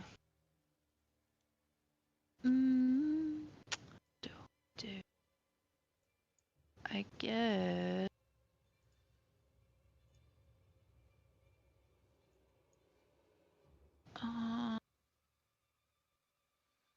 You said it's got some antennae, right? Mm-hmm. That helps it figure out where stuff is. Yep. So Which can I just? it can Huh? see you. Oh, it can see. Oh, never Yeah, mind it then. has eyes. Gross. Eyes? God. Fuck. I'm gonna regret this probably. I guess I will. Uh, try to put some shillelagh on my weapon and smack it. Oh, be a mistake. I know. Let's see. Um, 17 to hit 17 hits. and 7 damage. All right. Nice job. How does it die? Oh, I killed it! Hell yeah. Guess I'm just gonna smack its leg, or I don't even know. Like, Smash his fucking, ball sack in. it don't have a ball sack. So it's already missing a few legs from Knock Cam's the rest of last them hit. off. It's kind of off balance from Elianis, and you hit the other legs, and it just completely topples over. Yeah, I gotta do my feral scream again every time I hit something with my staff. Which attracts more of them. You're like, shillelagh. Pretty much. You know, because I'm like weak as hell. Gotta, Oh, gotta, you're killing shit with this gotta, shillelagh. gotta get the feral scream in there, because I gotta have some power. All right. Let's see. 7 drop from the ceiling. They're in the ground. That's what it We- wants us to think. We heard somebody, like, say something to us. So somebody's around here. Just about this point, you hear, uh, is it gone? Yes, it's taken care of. Who's there? I'm Tybor Wester. I run the camp here, but until these things came. Ah, we came to bring you supplies.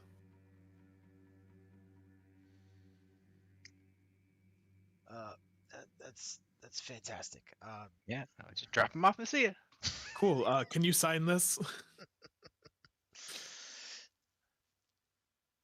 Uh, can you take me with you? Yeah, that's fine. We can take you with us. Because there's nobody left. There's nobody left. They're they're they're all gone. They just got grabbed and dragged into the earth. Oh,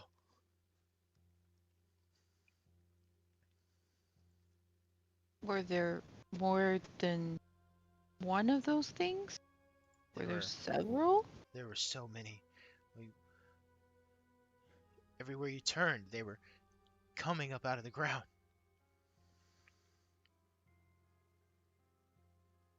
Well,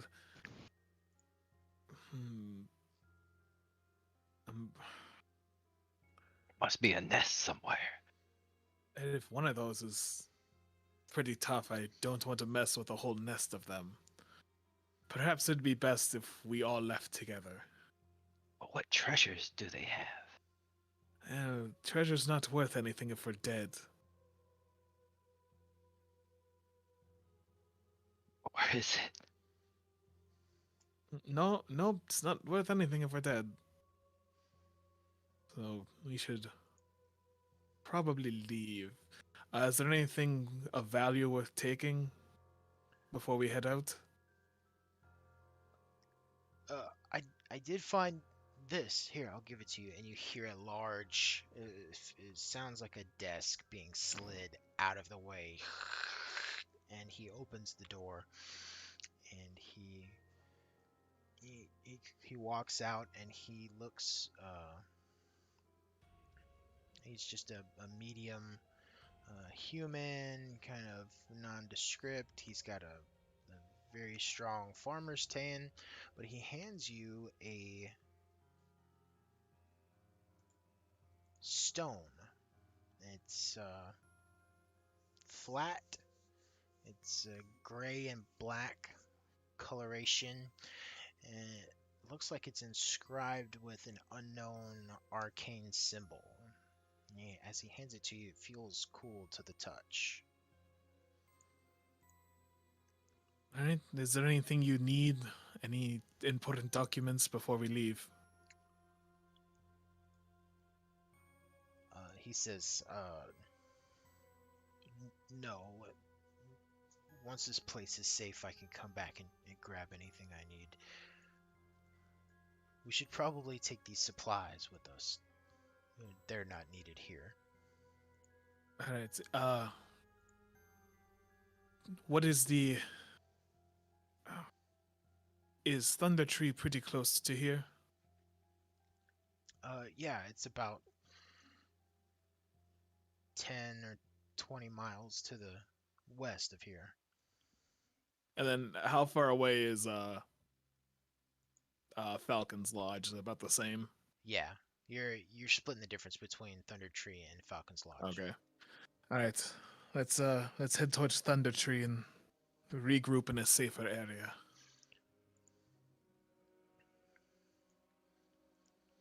All right.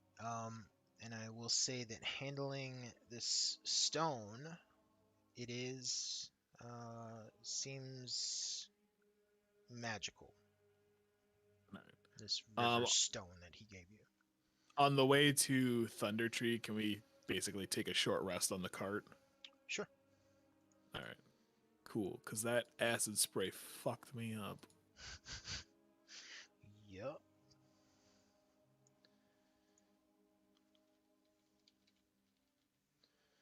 Do you want to try to identify this item as well while you're doing that? Yeah. And I am going to use all of my hit die. And that is 9. Really? Well, it's better than nothing. Alright, yeah, I want to try to identify. Okay.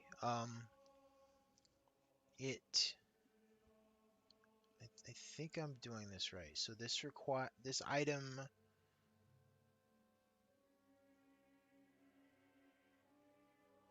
Okay. So yeah. So while carrying the stone, it's called a luck stone. And while carrying it, you'll gain advantage on one ability check of your choice. And the stone can't be used this way again until the next dawn. Alright. However, it requires attunement. Which I think is a long rest, isn't it? That would be another short rest. It can't be the same short rest, but a second short rest, you would be able to attune to it. Okay. Alright, and then I need to make a custom item for that then. If you are going to attune to it, should be pretty easy to add. Yeah, I'll But attune yeah, to it. well, you can just write it in for now that you have it. But like I said, you won't be able to actually use it until you attune to it. Alright.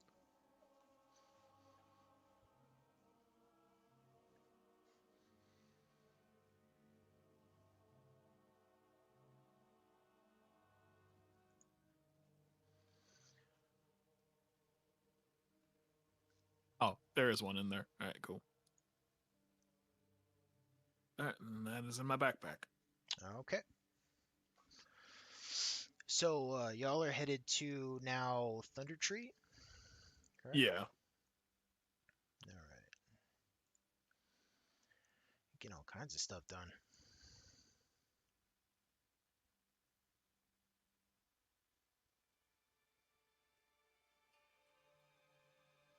Hampered by Rock's low rolls.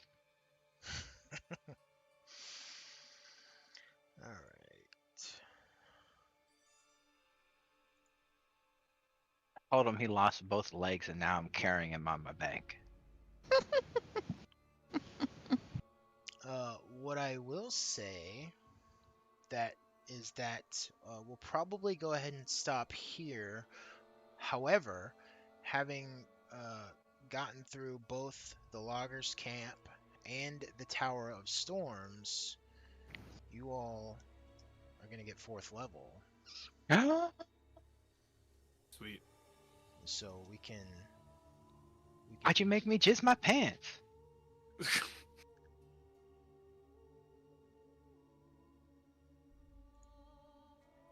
Glad I got push to talk, cause then you would have heard it.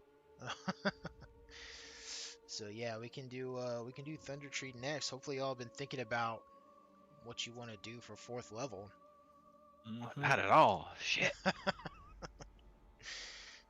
That's where I get to pick some shit. I need some money. That's what I need. I mean, I got money. What you want? Oh god, I need like a total of 200 gold. I don't have that much. Damn, dude. I got 100 gold. Why do you need 200 gold? So I can cast Summon Beast. Yeah, but then you need 200 gold every time you cast it, don't you? No, the item doesn't go away. It doesn't get used every time I cast it. I just have to have it for that initial cast. Yeah, I need 200 in that Interesting. savings. Yeah, Just 200 need- stashed away. I was gonna, try and get some money from Iridessa, but she gone. R.I.P. Yeah, she went off, I think, to Bard College. Damn, But she was kind enough to leave all her gold. that would be wonderful. Bard College is expensive, so I don't think so. Maybe she left you 100 gold. I don't even know how far away I am. Let's see. I mean, I could give you Because some gold. I was looking at it and I was like, oh shit, this has a thing I need, and why is it so expensive? Let me A see. summon beast would actually be kind of helpful. Yeah, definitely. How much do you need? Because I can give you some Hold gold. on, let me see here. Let me see, like, exactly how much I need. Summon beast. 200 exactly. I need a fishtail inside a gilded acorn worth at least 200 GP. Exactly 200. Let's see. Inventory. I got 102 gold. Halfway there. You need 100 more? I'm halfway there. I don't even use gold. I don't give you 100 gold. I didn't think I was gonna need gold either until suddenly I did. Yeah, no, I don't need gold. You see how naked I am? Oh my god. Yeah, but that's the only reason I don't have it prepared is because I'm like, I can't even afford to cast this shit. Just set it on the side till I get some money. Slap my booty. I'll give you 100 gold. I just want to say that all of you were so worried about dying that you had Not all. me Not worried me. about you dying. So I had this whole contingency plan that I prepared because I started getting stressed. I was like messaging Mac to be like, "Hey, what are you gonna do?" Because like, y'all might die, but it was like not even an issue. It might have been an issue if they wouldn't have gotten to me Or on that last roll. or if Had you we Or if you didn't have Had, any health potions. had we not stopped where we did last time, it would have been a mega issue. Because I was gonna do some dumb shit. Oh no. Oh man. But Yeah, that couple of weeks of downtime mellowed me out. Oh I god. was stressing over here. You're like, oh, we're gonna die, and I'm like, oh shoot, they might die. I did not plan for this. Okay. Uh, did somebody loan me money? Cause I'll just drop my gold down to 2. Did you smack my ass? Oh god. Because then Oh, you'll wait. have Uh, 100 Well, gold. it says I have a total. I'll just I'll total be of honest, and 108. his internet went out, or Skip's and his internet went out. Oh no. I think he was the one loaning you money. Dude. Oh.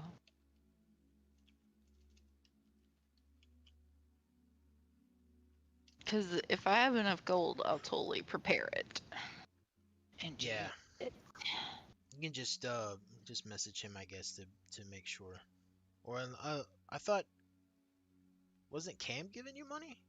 I don't. Somebody Yeah, was I just want that. I volunteering. want that slap on my ass. You get 100 gold. Oh my god. Sure. Whatever. All right, 100 gold is I yours. feel so dirty. Okay. I'm gonna